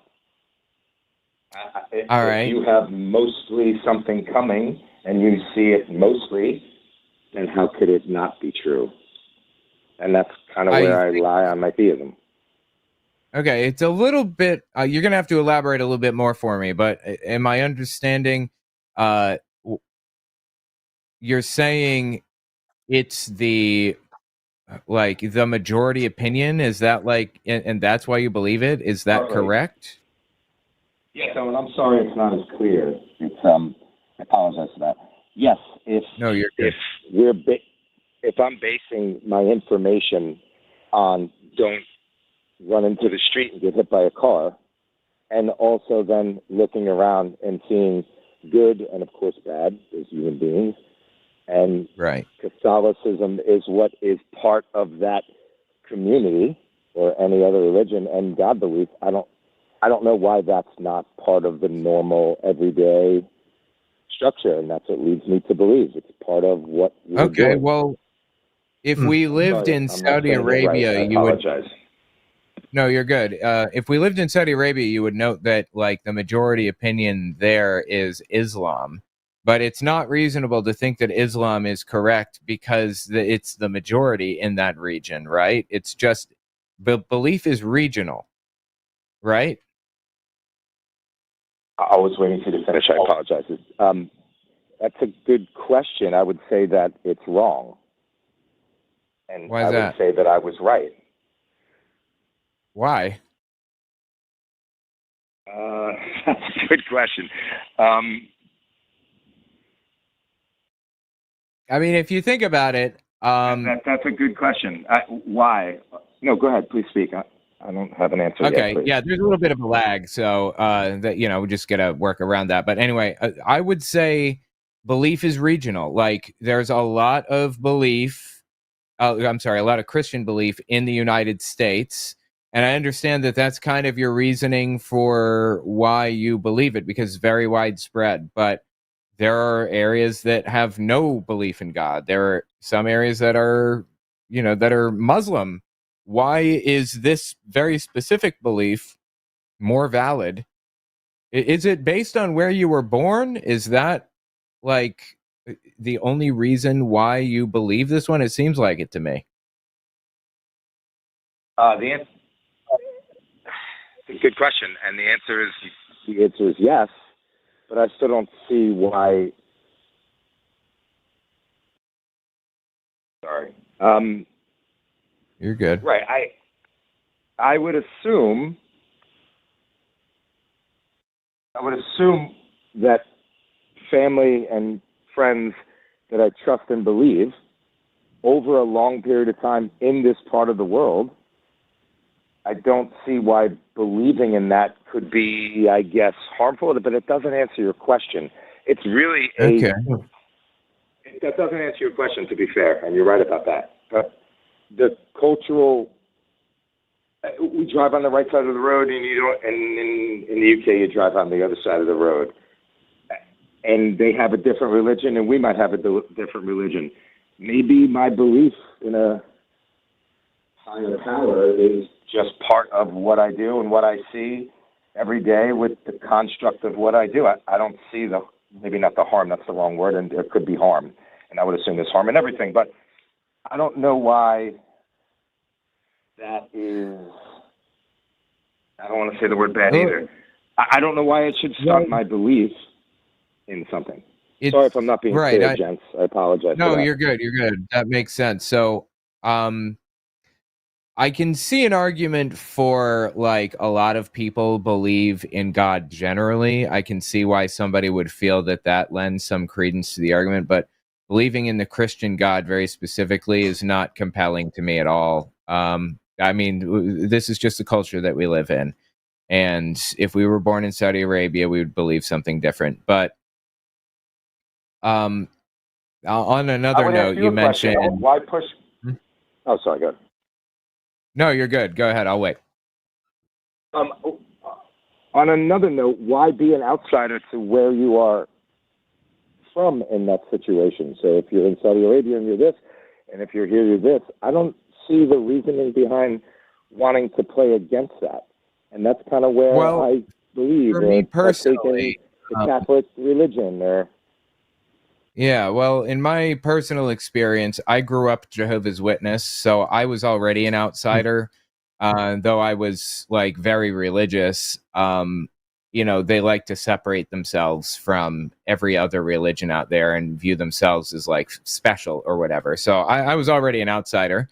And when I got on the outside of Jehovah's Witnesses, realizing that they were completely full of it, it didn't take long for me to realize that like Catholicism is full of it too. Catholics are full of it. They don't know what they're talking about. They don't know the Bible any better than anybody else. So Baptists are full of it. They don't know what they're talking about. Methodists, when you actually like read the Bible and take a look at like these interpretations, which everybody has a different opinion on, just taking a slightly deeper glance at it told me all I needed to know. The Bible is not what everybody seems to think that it is. The Baptists or the Jehovah's Witnesses or everybody else, all those things that they all have different opinions on, it was all made up nonsense all along, and they were pretending to be somebody special that had special information, and they didn't. So that's why I don't believe it. It's not because I'm choosing not to. If I could make a choice, I would probably choose to try to fit into society a little bit better in one way or another. Like everybody wants to fit into society better, but it's not a choice. It's not a decision I made. It's a conclusion that I reached. And conclusions are not changeable in that way. You need new input from the outside. You can't like just choose to believe something. Like you can't, if I asked you to choose to believe that the moon was hollow, you couldn't just choose to believe that. You'd need some additional evidence to convince you of it, right? I don't agree.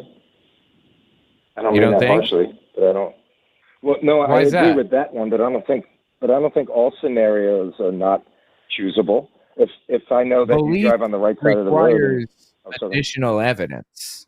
This is a belief thing, right? This isn't like a cultural practice thing. Like I can celebrate Christmas, and I do. That's not a problem. A thing that I'm doing isn't a problem, but a thing that I'm thinking and believing, I can't just decide to be Muslim tomorrow because I want to believe that it's true. Like I need something more than just I want this to be true, right?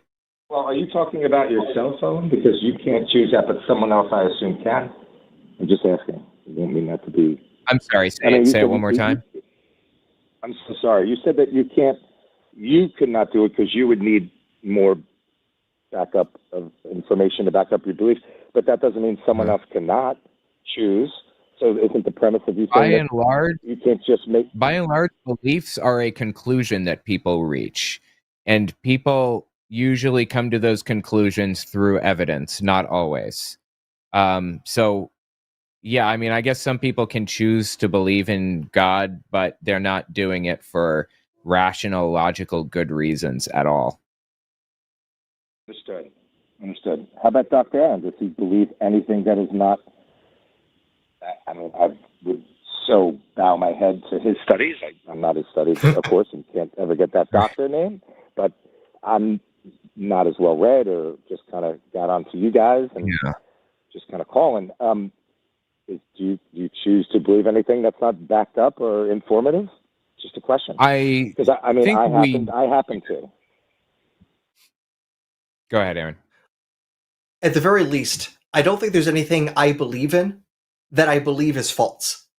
That seems like a contradiction, that I believe this thing is false, but I believe it is true. That seems impossible. The only way I'm going to believe something is if I believe it's true. In the same way Owen was saying earlier, I can't just convince myself, oh, the moon is made out of cheese just by pure will. You'd have to show me a reason to make me want to change my mind. I can't just do it on a whim.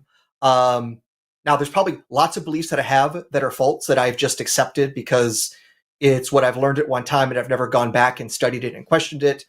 So often do I discover the things I think I know. I dive deeper into it and find out, oh, there's a whole nother layer to this that I just did not understand. And I wish I'd known before, because it's there's so many nuances in anything that we say we know. Even the things we know, we only know to a limit. And when you scratch at what those limits are, you find out there is so much yet to explore. But there was something that came to my mind that I think also might help us with the earlier point of lots of people believe X. Isn't that a reason for us to believe X?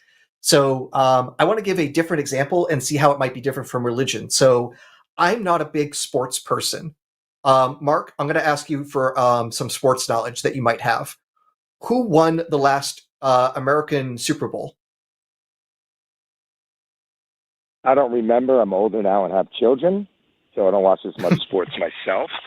So, but I do know college basketball. So yeah, I fill in X. Yes, I know other sports. It's probably not relevant. Okay. But, all right. Let's who won the most recent NCAA the March Madness tournament?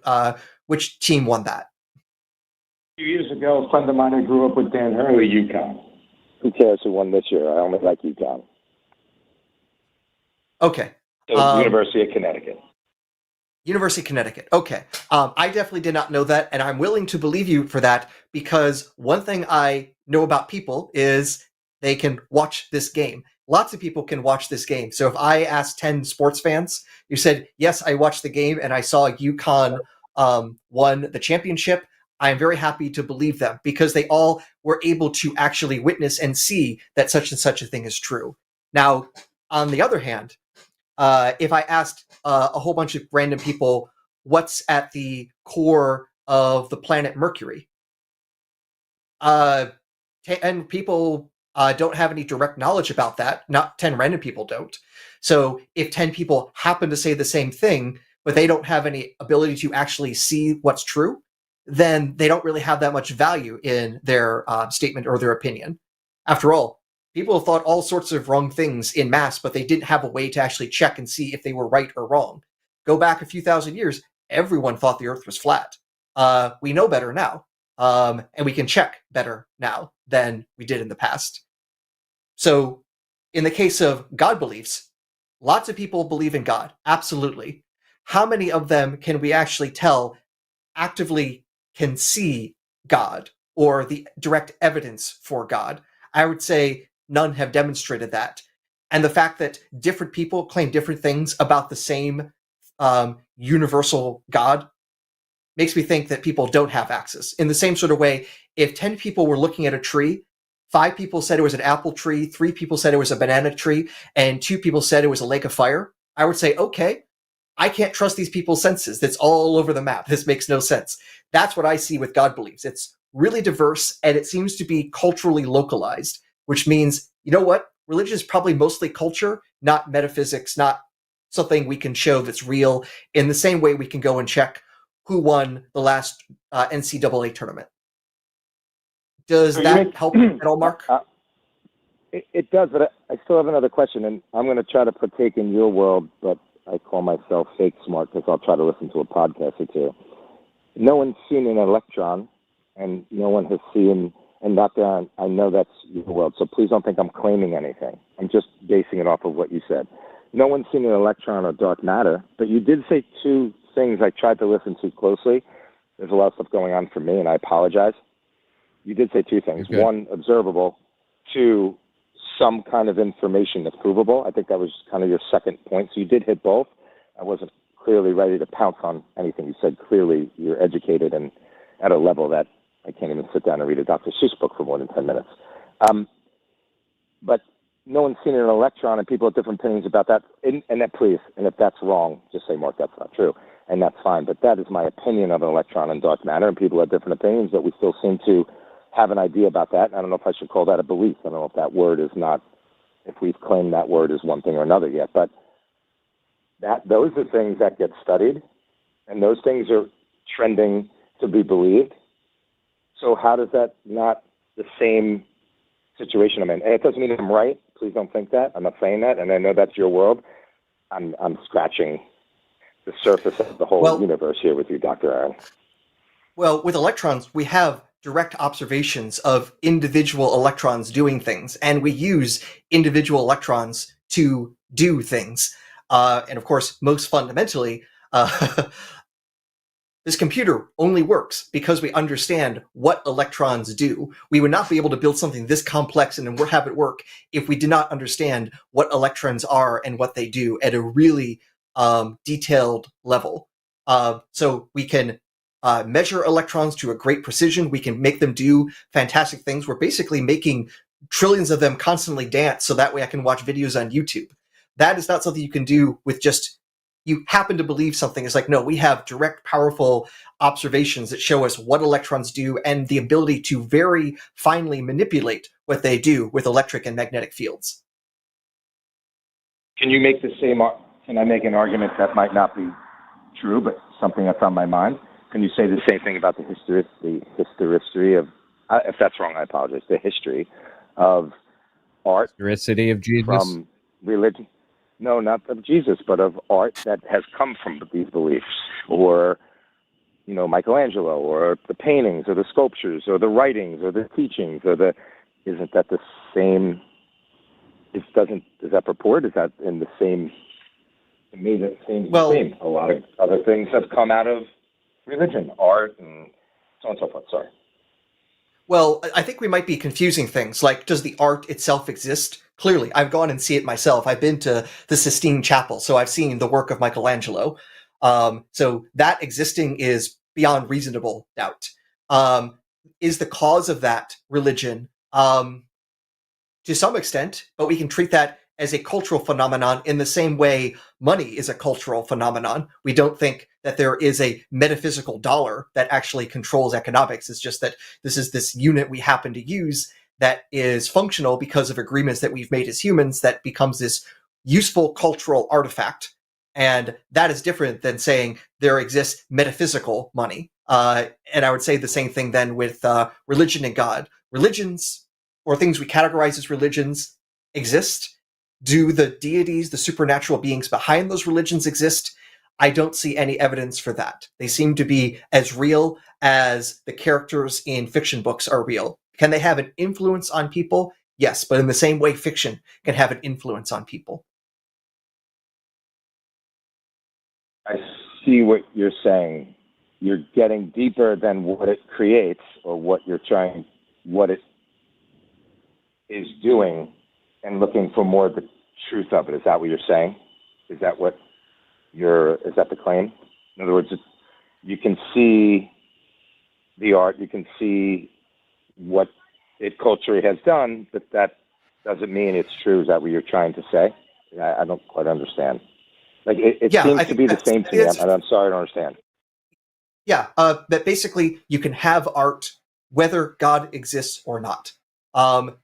Cultural aspects are reasons why Michelangelo painted the Sistine Chapel the way he did, but that is true whether or not God exists. All that was required was that there are institutions of people that have beliefs about deities. In this case, the Vatican with buttloads of money, and Michelangelo with enough willpower to paint that whole place, because that was a monumental task, to put it mildly.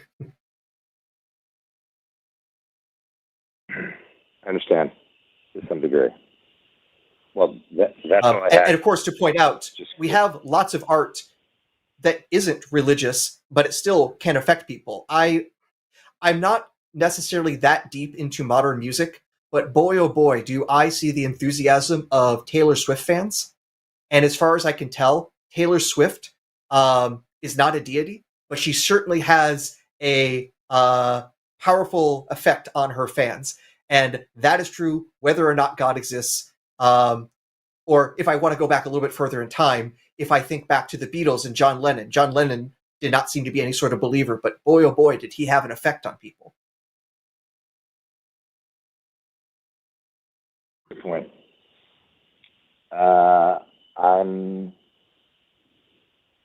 I don't quite understand or yet agree. It's something for me to think about for sure.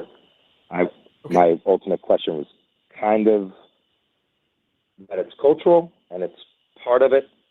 And you gentlemen, you too, Mr. Owen, see it a little bit differently. It's hard for me to follow a little bit because it's something I never thought of before. So something I need to think about. You're saying that the reality of what I believe is not something to believe, it sounds like, to some degree. I think it's kind of standing still, looking back historically, or seeing it culturally, and just moving forward with it. You're saying, why even kind of do that at all? I think that's what you're saying, and I'm sorry that's clumsy. I apologize for that. You're fine. What do you think, Aaron? I think he's exploring, and that's the best thing you can do. No matter what the conclusions are, having the spirit of exploration, of questioning, of curiosity, that's what I want people to go away with more than anything. Just because we don't agree doesn't mean the search isn't worthwhile, because man, oh man, is life a journey, and I am happy to have more people on board traveling with me, exploring, rather than those digging in and fighting to hold their little bit of land that they've claimed. So I'm glad that, Mark, you're a fellow explorer. Well, I appreciate that, but it does bring up one more question. If you have a second, if you have to go, please go. This is just for me personally. Well, this clearly is all for me. Go ahead. Another question I have is that you brought up, when you say you go on exploration and AI and whatever jump words you want to use on how much information we get, I can't become a doctor. I can't read for more than 20 minutes off falling asleep. So I don't know why I can't lean on I'm not saying I can't and you have the answer or I'm right or you're wrong. I don't mean it that way. I mean it as this. How am I to explore all that if I'm trying to imagine me standing still, not looking back either with regret or whatever, and trying to move forward in all these things in my cultural environment, which was born here in the New York, New Jersey area, and someone else born another one? It's a good argument. I understand that. I don't really comprehend it yet to the fullest, but it's something to explore. And that's always a good point. But how do you gain, where's the first question there for a commoner? I would say, I'm sorry, go ahead. The first question is inside you. You have to basically say, hey, this is something interesting that I don't understand. Let me explore it. You find what drives you and you explore that thing that grabs you, because the only way you're going to explore a question is if it actually interests you. If I tell you, okay, I want you to go and research separable verbs in German, you will fall asleep before I even finish this sentence. And that is totally fine. That is totally reasonable. But if you're really interested in where languages come from, you're going to have the drive to push through even when it's hard and boring. So ask yourself, what is something that you really wish you understood better? And then use that drive to help answer those questions. Because I'll tell you, along the way, new questions are going to come up and the exploration just will keep propelling itself. So find out what pulls you, what tugs at your spirit. And that's the best way to feed your curiosity and grow from it. Well, then you make a really good point. And in that journey, with limited time span and other things, and the stress of the United States or money or whatever the case may be, and all the different fighting parts of someone's life, doesn't belief play a huge role in that situation? And that's where I stand. Doesn't at that moment of talking about German verbs, aren't I going to believe someone that says Dr. Aaron of German verbs? Aren't I to? Is it reasonable to believe that Dr. Aaron of German verbs is probably right, and we're going to move on? And that would be the complex problem of when I say you guys are maybe more outside. That's what I'm saying, because how could you be outside unless you just do this all the time? I'm sorry to interrupt that. Yeah. So I will say that I am my doctorate is definitely not in German linguistics. Far from it. I am still very much even trying to learn the language of Germany. It's just one of those little esoteric things I have learned. And one of the things that's annoying is that, you know how like some grammarians say you should never put a preposition at the end of a sentence? The Germans are like, fuck that. We're going to take our verb, smash off the end of it, and which is a preposition, and put that at the end of the sentence because fuck you. That's why. That's what it feels like, at least to me. But most importantly, even if an expert says X, you still have the question, how did they come to know that? When it comes to how German works, the best way to test if the expert is right is go and see, is this actually how Germans talk? Is this how Germans write? It's something that you can, check and see that it's true. I would say don't just take a person's word for it. Find out how they know what they know. And that's really how you can deep dive things. This is obviously going to take time. You've noted that, hey, you got a lot of demands on your time. I have to admit, one of the ways I've been absorbing a lot of books is audiobooks. I can play it at more than 1x speed. I can go for a run and listen to, just today, I went for a run and I was listening to the biography of Robert Oppenheimer. So a little bit of multitasking there. And I just want to know more about this influential physicist who is largely responsible for the existence of atomic weapons. So that was my interest. And I've been exploring it, and I've been feeling gratified listening to this audiobook. I'm not saying audiobooks are the way to do it, but it's one way of also like sitting in your car and absorbing something new. Well, one more example. Cut me off any time. Let me give you a hypothetical. I don't know if it is an appropriate hypothetical, but let me give you an hypothetical. Let's use your German verbs. You said that, Dr. Aaron. I did not. So let's use it. If you run into one in Germany and they order you a cup of coffee and you get a cup of coffee, in that simple human-to-human connection, and now I don't know if it's analogous to theism, but I'm claiming it to be, and if I get challenged on that, I do. I don't know what to say, but at the moment, that's what I feel like I should say. And they order you a cup of coffee and they use the right verbs. And then you do it a second day and you get a croissant. Are you not? Do you need to listen to where's the depth of believing? Where does believing happen and the depth of knowledge stop for everyday people? That's where my theism comes from. If someone says, "Oh, I have to say, if you go to Germany and you order a coffee and sometimes you get a croissant, that is feedback. It's negative feedback that says, "Man, your pronunciation must be awful." If they're giving you a croissant when you order coffee. Even what about your belief in the person that helped you? What about the belief in the person that ordered you that cup of coffee? You now believe in that person more. Do you not? I Well, Even that have if I person order doing the something right and I thing, get the teaching you opposite, the right I thing. would say that would lower my ability to believe that they're going to order things correctly for me or do my order correctly, which means either I'm not speaking well or this person is unreliable. And the best way to figure that out is go out and do independent tests of that. So, like I say, if you go to Berlin, because that's where everyone wants to go, that's where all the cool kids are going. Everyone's going to Berlin, flying in, and they go to the very first coffee shop they can find. And if you go and you say, "Ich möchte ein Kaffee bitte," and they give you a croissant, you can say, "All right, I clearly said something wrong." also, Did you have a? you know, Oh, sorry, here, Alan. Sorry, there's Alan. one more thing I wanted to inject. You're good. Or interject, I suppose. There is a degree of, all right. God, extraordinary claims require extraordinary evidence. That's the term I was looking for. Extraordinary claims require extraordinary evidence. I don't have anything riding on, like, the fact that this person in front of me is telling me the truth when they say they just got a brand new puppy that they got for their birthday or something. I don't care. It doesn't matter. Like, oh, wow, that's nice. But there's no, like, life-altering consequence to me believing that. The idea that there is a God is life-altering in ways that people may not even fully realize.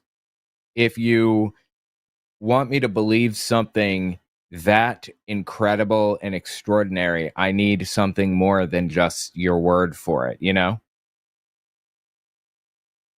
Makes a little more sense to me. I think you knew where I was going with that. It seems analogous, but you're saying that there's different types of situations. I don't. Yeah, I don't like we see use that our yet. intuition, I never we use heard our of it. I gut never heard of it. feeling for a lot. Well, then that brings me back to belief again. If you use your gut feeling, then you do believe, and you can't search down everything. So, I see what you're saying. That's right. If I'm saying I believe in the Catholic priest or God or whatever the case may be, you're saying that's part of the extraordinary claim. I mean, right, I'm stuck there because I was going to do Dr. Aaron stuff that I know nothing about, like how do we know those things are out there or whatever. I can't continue in that train of thought because I think I could think of something that we all would do that is an extraordinary claim. I would have to assume. Probably. That could be wrong. Probably. And if that's probably, how does that not allow for theism? And that's kind of where I am. And it doesn't mean I'm my right. position is that I would argue that it's a bad thing to believe something that's false without evidence. Anything. I mean, believing that I don't know. I don't have any examples off the top of my head, but even non-extraordinary claims, regular things, I would argue that it's bad to believe something that's not extraordinary, just for the sake of believing as many true things as possible and as few false things as possible. And I'm sure there are probably some things that I believe that fall into the I have no evidence for this category. I don't know what they are right now, but there may be some. But I am open to having that changed, like, instantly. Just all I need is evidence. All I need is somebody to point it out or push back or whatever. And I am all in on re-examining literally anything that I believe. Nothing is sacrosanct in my mind. So what if I said to you, evidence I have for it is the cultural, the use of it culturally? What would be your answer I to would that say, in that argument, which I've never heard before? Right. I would say that is evidence that it's believed in culture and not much beyond that. I mean, Islam is believed in culture in other cultures as well, and they don't have good reasons for believing it either. Like, I wouldn't be a Muslim because I don't think that they're right, even if there are a billion Muslims. It just does not sell me, is all. There are a lot of interesting arguments that have caught my attention, but at the end of the day, really don't hold any water in the cold light of day. Like the claim that the Bible talks about real events that have really taken place. But when you think about it, the Spider-Man comics talk about real events that really took place too, and real places that really exist. But nobody buys all of that extra stuff on top of the Spider-Man comics because it's fake, and we all know it's fake. In the same way, I would need something more from the Bible to accept any of it. And just to more directly address what you were getting at, Mark, is actually the same thing Owen said earlier. If you are going by the fact that people around you believe a thing, you should believe a thing. Remember, hey, there's peoples in other cultures that are doing the exact same thing. And if their belief doesn't make you believe them, then that is a pretty good defeater. It would be the philosophical term. If you're saying your community believes a thing, therefore you should believe it, but another community believes a thing and that doesn't persuade you to believe them, that tells you merely the belief of a community doesn't actually tell you a thing is actually true.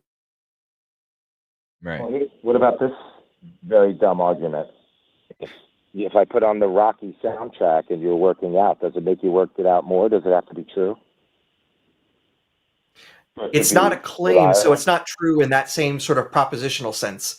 It's not that Rocky gets me pumped up. That's just basically a claim of my internal state. That is not that there exists a metaphysical Rocky Balboa who gives me life energy.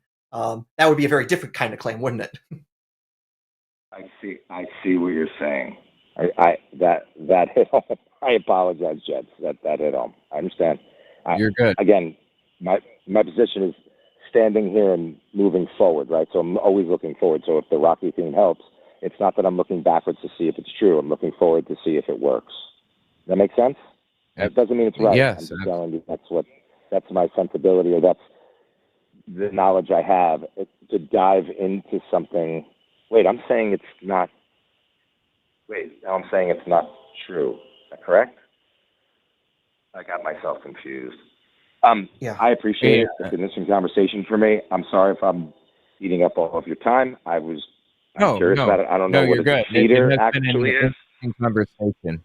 I appreciate you calling in and talking to us about it. And it sounds like you're asking the same questions that I have been asking myself. So, yeah. I have been. I just don't know. I don't really know what a defeater is. I don't really know how to get all of my. I don't know the right questions to ask. Again, if you're just moving forward, you forget about the step you took, and you just carry everything you have to undo. My scenario or my example, to unpack the backpack, I just have to go do the next thing, and theism is a part of that for me. And I guess it has to be questioned more. I'm not saying you changed my mind, or it's something I really never thought about, and that's kind of what I was calling about. I didn't understand how it could not be something that is just moving forward, and you go to church and you do your thing, and I mean, there's a lot of contradictions. I have to be honest about that. I don't want to be honest about it, but I do. But it seems to be a thread, and it's not easy to unpack that backpack of rocks if I'm carrying it. And sometimes you don't want to, and you don't know what rock to take off first. You don't know if the strap is going to break, in my stupid example. And if the German guy, as you're speaking and he's teaching it to you, and he orders a cup of coffee, and it is a cup of coffee, I happen to believe that and have gained more trust in it. And that's kind of what I've experienced in my life. So if it Absolutely. seems to fit, it seems to fit, but it doesn't. You're questioning extraordinary claims. I don't know whoever said that, but that's interesting. Needs extraordinary evidence. That's something I never really thought about. So I appreciate both of you. Hope I had a good conversation with you. Yeah, it was an interesting conversation. Thank you so much for calling in. Yeah, we definitely enjoyed it. And as you say, you've got a backpack full of rocks. I would say to continue with the Rocky theme, take a couple of those out of your backpack, and then you're going to fly now. Yeah. You put it all together, and you're not even a sports fan. I'm very proud of you, Dr. Aaron. See, the smart people are witty, too. That's fantastic. The smart people are witty, too. Thank you, gentlemen. Have a great night. I appreciate your time a lot. All right. Have a good night. Good night. Yeah, awesome. Very interesting conversation. Thank you so much for calling in. We have more calls, but I just want to remind people, check out the Line convention, virtual convention tomorrow, Saturday. It's happening on Patreon. All you have to do, I believe, is be a $15 member, and you get access to it. And we're going to be talking about all kinds of interesting stuff. I'm giving a talk. Aaron is giving a talk. Lots of interesting people talking. It's going to be fun. Also, I saw a few super chats. I unfortunately, I don't think I can look back at previous super chats. I wish that I could, but there were some really interesting ones. I just want to acknowledge that I really appreciate that, guys. All of super chats. Looking forward to the Line Presents Live online with the Line Live from the Line, LineCon, Line Live. Well, you get the idea. Thank you. Also, we've got a new caller. Going to bring him in now. Name is John, he, him from Ohio. He's a theist, wants to know about the Socratic method and subject his beliefs to it. What do you got for us? You want me to ask you some questions, or? No, a couple callers ago, you said that street epistemology was based on the Socratic method. Well, it's kind Correct. of the idea behind it is Socratic reasoning, yeah.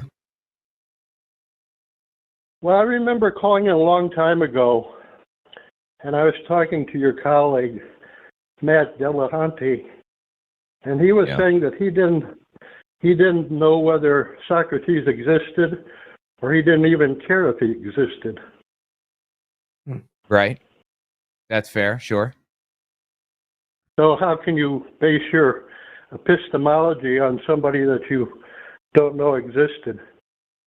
I don't know who wrote, or let me rephrase. I don't know who came up with the Socratic method exactly, like who the fellow was who did it, but the idea is out there, and it's an interesting concept that I have used to interact with people in the past. I'm not sure how it relates to whether Socrates was real.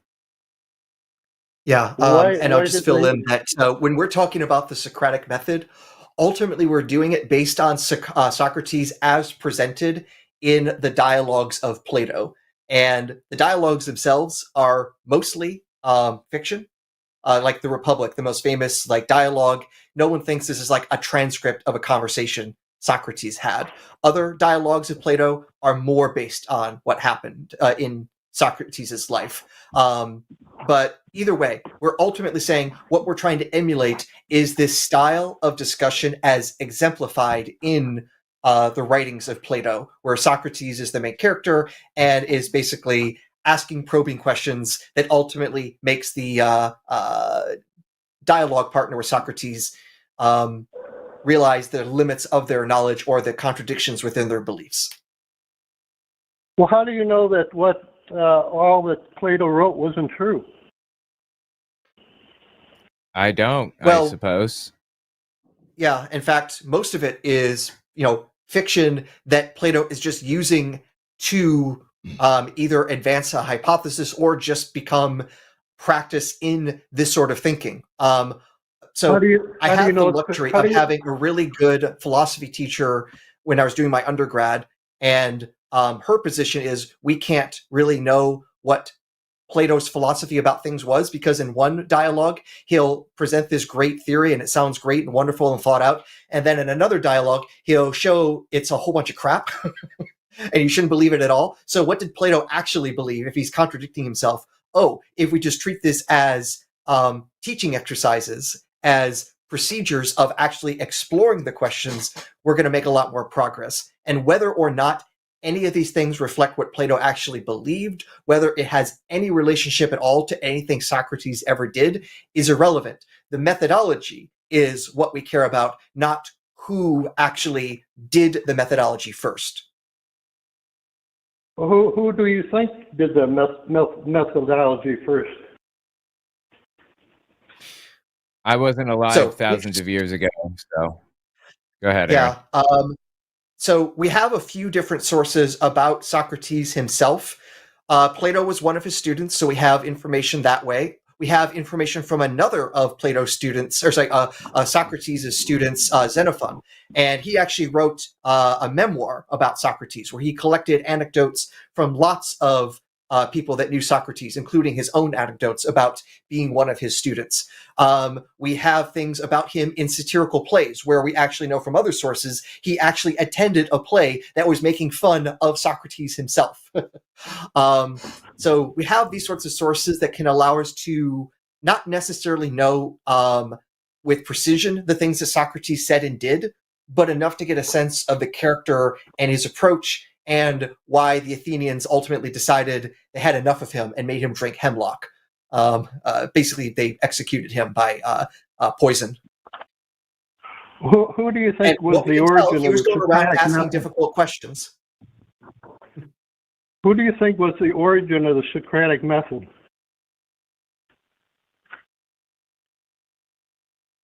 I have no At idea. least Who Socrates is knows?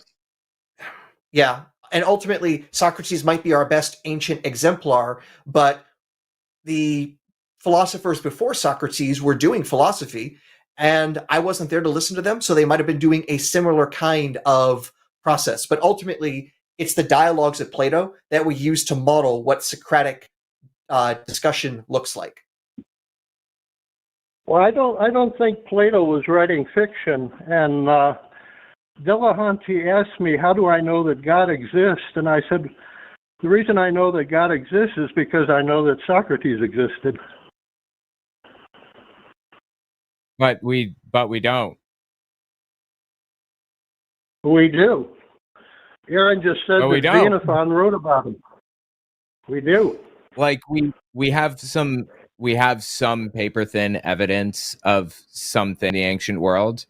The evidence that God exists is very different from the evidence that a physical human being existed. Like I said this earlier, extraordinary claims require extraordinary evidence.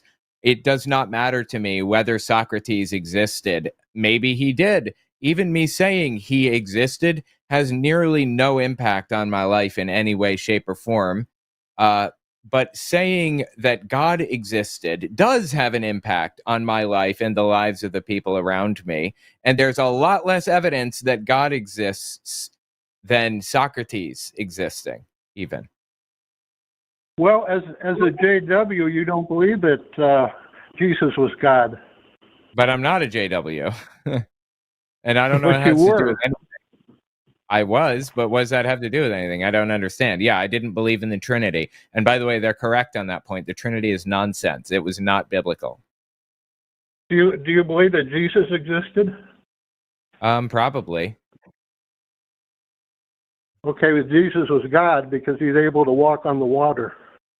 But the claim didn't other is that he people- walked on water, but do we actually know that? What we have is documents written by unknown people decades after the events that they are describing, saying he's doing things that are physically impossible. That is very different than saying we know he walked on water. We know people made stories about that, but that's not the same thing as knowing that's what someone did. And also, in terms of the kind of claim, the claim that Socrates existed and had witty comebacks with his students is a very different claim than God became incarnate and walked on water. These are not the same level of extraordinariness. Yeah, and also, didn't other people in the Bible also perform miracles and or prophesy? Like, you don't have to be God to have done those things, right? I don't remember anybody else walking on water. Walking on water very specifically? I suppose not, I don't think. But there were miracles, and there were other speaking in tongues and other proofs of divine whatever, right? And I've read lots of other stories of people walking on water. In fact, I was just watching last night stuff from the Chinese fantasy novel Journey to the West, and lots of people are running on water and fighting on the water. And those were supposed to be gods as well. Does Journey to the West with Sun Wukong, the Monkey King, prove the existence of Buddha and the Jade Emperor because those stories exist? Well, we have eyewitnesses of what actually happened. We have the people that actually witnessed it. We don't have. I would like to know how you. I would like to know how you claim that, because that goes contrary to what critical scholars will say about the Gospels. Well, the critical scholars are wrong. So how do you know better than the people who study this professionally?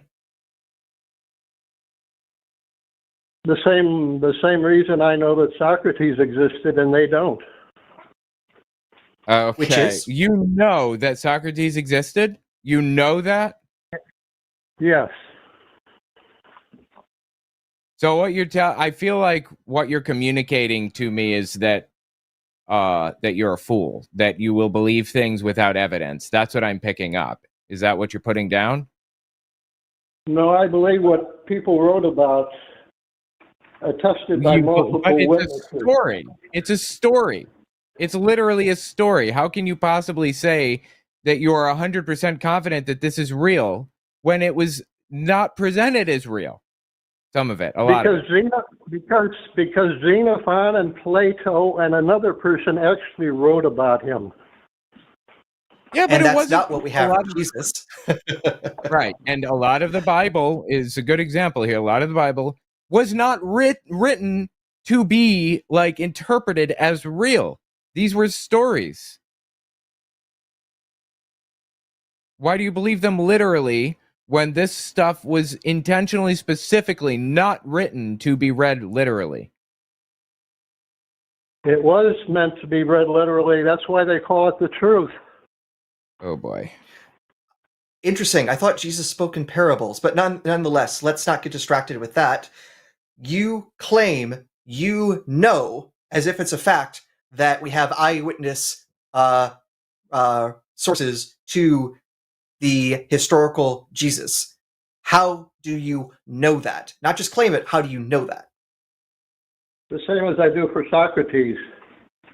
What is your source for the historical Jesus? When it came to Socrates, I could name them and I could describe them. What do you have for JC? The apostles. Which? Matthew and John, for two of them that wrote the Gospels, plus there was others. Oh boy.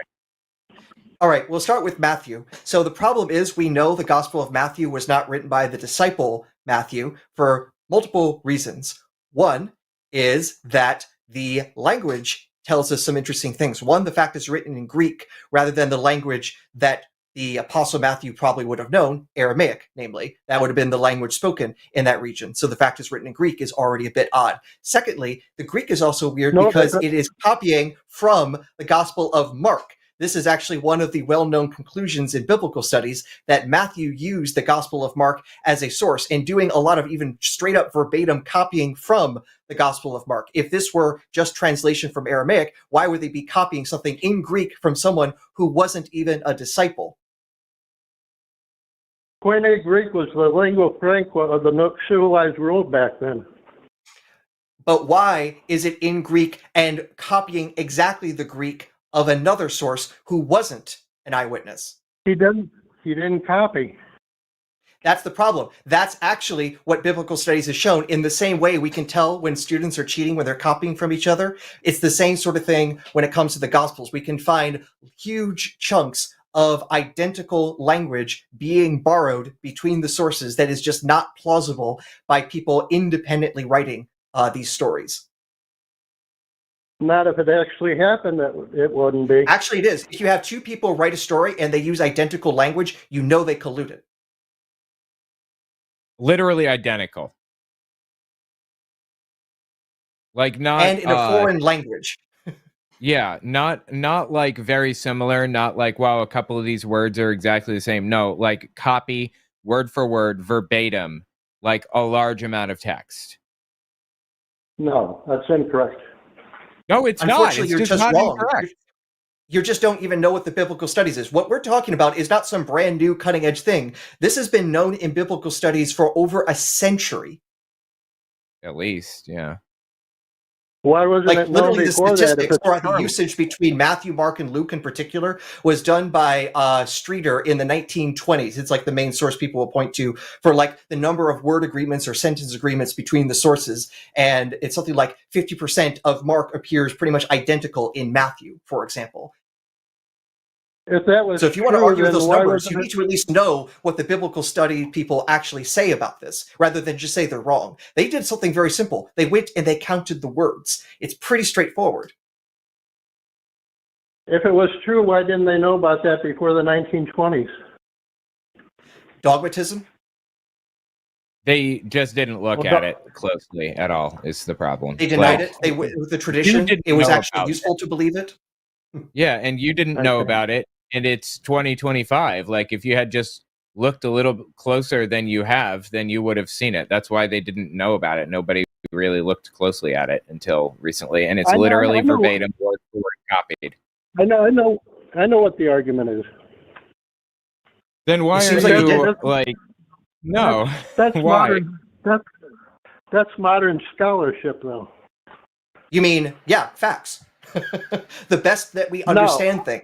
That's how we know things. We know things by studying them there and doing more studies rather than just sticking with what was the dogma 200 years ago and just deny everything since then because it doesn't fit the dogma. You are literally showing, John, the difference between how I approach studying Socrates and how you study Jesus. Because I look at the sources we have for Socrates and for Jesus the same way. What are the sources? How good are they? Do they have an agenda? What's the textual tradition for this? What are all the reasons that would have us at least put some level of doubt on the things we have here? Your position is, what can I do to defend the dogma and debate against anything that contradicts it? It's the exact opposite of good methodology, John. But you were saying that Plato was writing some fiction. Yeah, that's why I don't use Plato to figure out what Socrates actually said and did. Oh. Well, maybe you should change the wording of the Socratic method then. No, that's actually not how anything works. As I said, we use the plays or the dialogues to model how we have these sorts of discussions, which is completely independent of if the dialogues themselves have any historical relation to the man himself. Again, it can be total fiction, but still the methodology exists. I see. Well, thank you for taking my call. Yeah. Okay. Well, thank you for calling. We appreciate it, and hope you give it some thought. What we said. Okay. Have a good evening. All righty. You too. It was an odd call. A little weird. Yeah. Okay. Anyway. Yeah, man, we've been getting a lot of super chats. It's a real shame that I just don't know how to scroll back up to see them. I think that it's technically possible. Oh, okay, cool. Oh. Yeah, that would be awesome. Put them on the screen. Yes, please. Yeah, let's have That them. would be super. It would. Absolutely. That was a good zinger. I appreciate that one. Do you want to trade off? I'll read one. You read one? Super. Yep. All right, awesome. We got $10 from the Atheist Mechanic. Aaron, what are your thoughts on the current Godzilla in the Monsterverse? Oh, boy. My biggest criticism would be is that the fact they keep passing off who is working on this, that there isn't a consistent vision on what this monster is or a consistent universe that this monster is in. It seems to change a lot from movie to movie, things getting dropped along the way. But I'm enjoying myself. I thought the first one with Gareth Edwards directing got back well to the spirit of what Godzilla originally was, and the most recent ones, obviously, they're just having fun, having an oversized dinosaur and an oversized monkey punching things, which has its place, and I'm glad it exists. I'm much happier that a movie like Godzilla Kong New Empire exists than that it doesn't, even if ultimately the movie is just a bunch of silly, goofy action. I'm still enjoying myself. Well, there you go. This one's you. 1999 from Kelly Scher. Will you pontificate on the difference between the motivations of faith and survival instinct, please?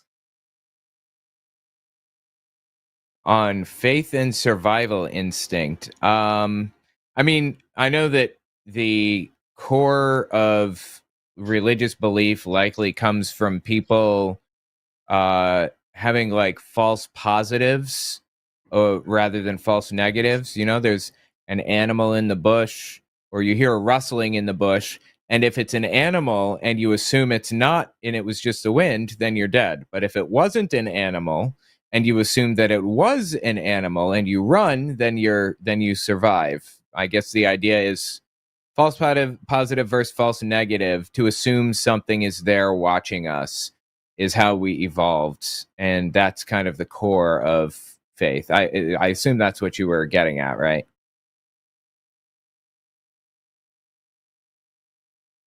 All right, what do we got next? Let's see our next chat. On the super chat. Here we are. The gray-haired gamer. Owen, why do you center your cursing on your podcast? Keep up the good work. Because I want to make it family friendly for the most part, if possible, even though they're not like super family friendly topics.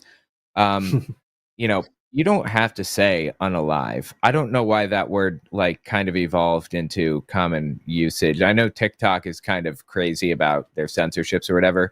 You can pretty much say whatever you want for the most part, certainly on YouTube.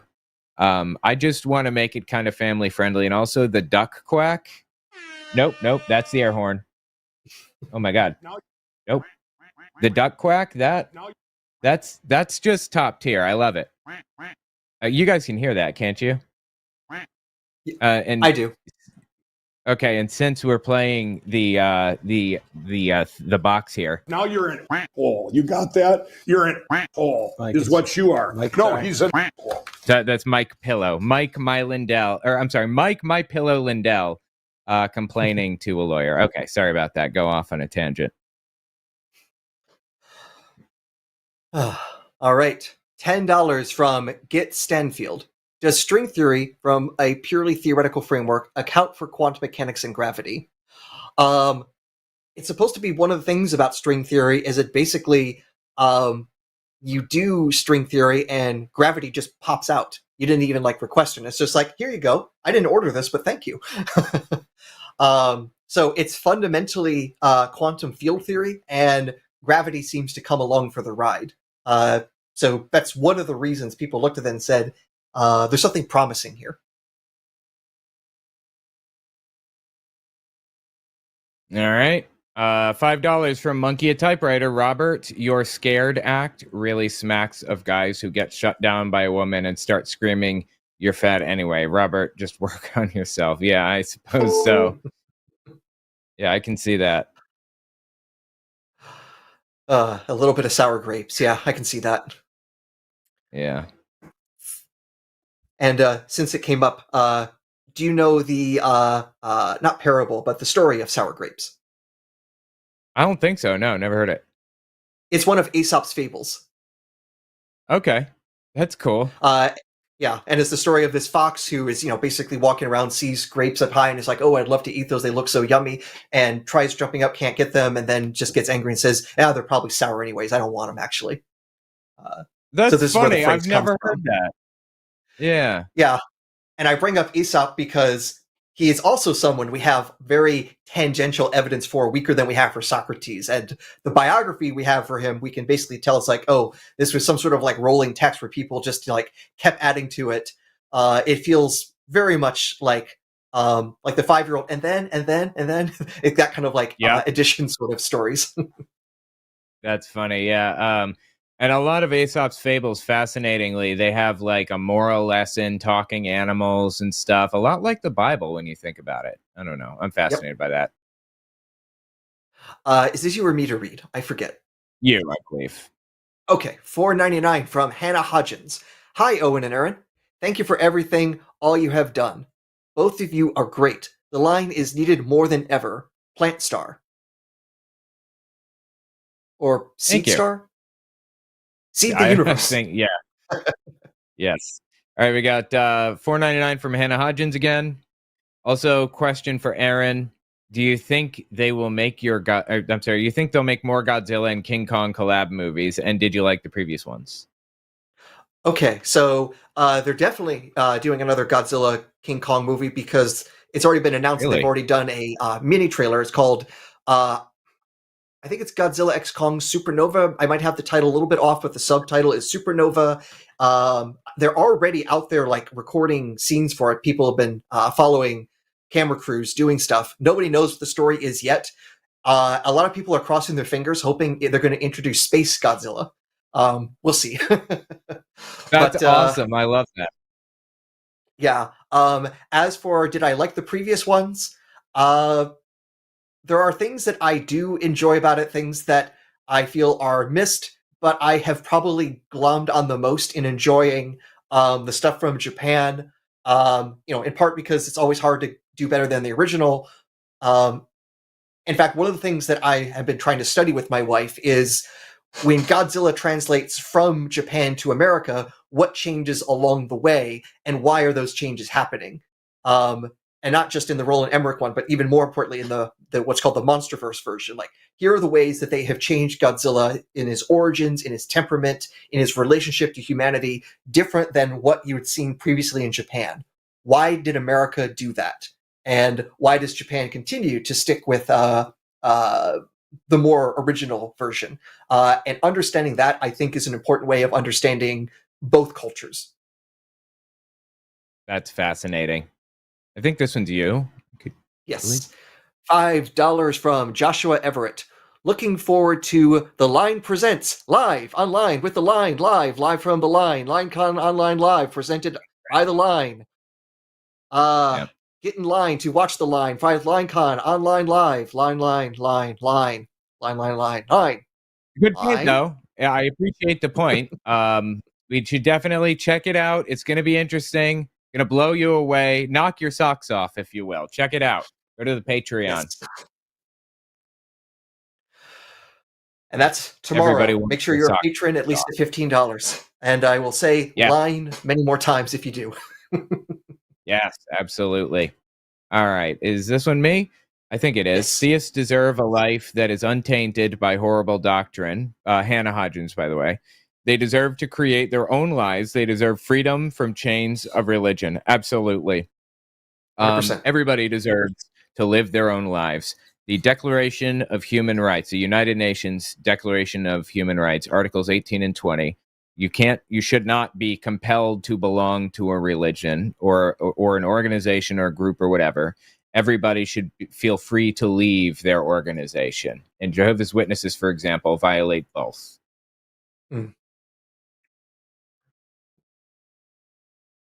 I should probably pull those up, actually. All right. So now $10 from The Atheist Mechanic. Jesus walked on water. Outside of the Bible, can you prove that happened in real life? That's a hard burden of proof to adopt. I definitely agree. It's also worth noting this isn't the only place of impossible flotation in the Bible. If you're familiar with Elijah and the axe head. I'm not familiar. Never heard that. It's just this mini story. I really don't understand the origins of it, but the story is basically Elijah is walking around doing Elijah stuff, and somebody there is, chopping down a tree, and the axe head flies off into, I think it's the Jordan River. I'd have to double check, but flies off into the water, sinks, and the worker can't do anything else. And so Elijah comes along and says, "But I'm Elijah," and the axe head floats back up and reassembles onto the axe so it can function again. Why is the story there? I don't know. I need to get a commentary on 2 Kings and just figure out what the hell of it was this person thinking when they wrote that story. Right? Fascinating. I've never heard that. It's one of the lesser known stories. Yeah, but it's valuable. I mean, to know for that alone. Oh, by the way, I wanted to mention Article 18 of the Declaration of Human Rights, the UN Declaration.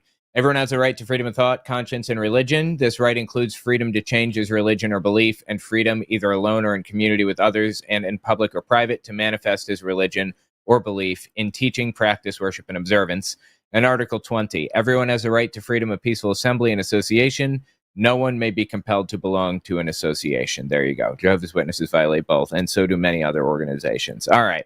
$10 from Canadian dollars. I'm not sure how that compares to American dollars or bald eagles. Can you give me that in bald eagles? Love what you guys do. Aaron, your library is incredible. I can't take credit for all of this. Half of these books are my wife's. It's a combined library in that way. Well, I think it's beautiful. It's really, really good. All right. Oh, and just if you want to check out the story, 2 Kings chapter 6, Elijah and the floating axe head, for your reading edification later tonight. All right, we got $9.99 from Cody Cooper. The last caller, John, once called Matt and tried to give this long bullshit speech on why nature was God. He said the Bible wasn't true. Now he believes in Jesus. He's a full of crap troll. Okay. I try to be careful with who I call trolls, in part because, especially in this day and age, people really actually believe the things that we think are just too crazy to believe. And even believe things inconsistently. So I've discovered it's harder and harder for me to tell if someone is a troll. The best I can tell is if they just start laughing because they can't keep up the act anymore. That's the only tell I rely on to say person X is a troll. Yeah, same. I generally assume they're not trolls and they're just fools. Yeah. All right. All right, cool. I think this one is me, right? That's from Inane Glory, $5. Best clip on the line is hearing the Godzilla roar. Then Aaron Ra answers his phone and says, "Hi, Mom." Oh, that's funny. I haven't heard that. Is he a Godzilla fan too? Aaron, That's pretty cool. Oh, Aaron is probably an even bigger fan than me. And at least he has a Godzilla ringtone. I always keep my phone on silent, so I don't even know what my ringtone is anymore. Same. Awesome. Well, thank you guys so much for calling in. Thank you for talking to us, giving us your thoughts, arguing with us. It's been fun. Check out the Line convention tomorrow on Patreon. It's going to be incredible. Thank you to the patrons, the current patrons, and thank you to future patrons and everyone else. Fuck off. No, I'm kidding. Anyway, yes, I hope you guys join the Patreon and give our talks a listen. And we will see you guys next time. Night, everyone. All right.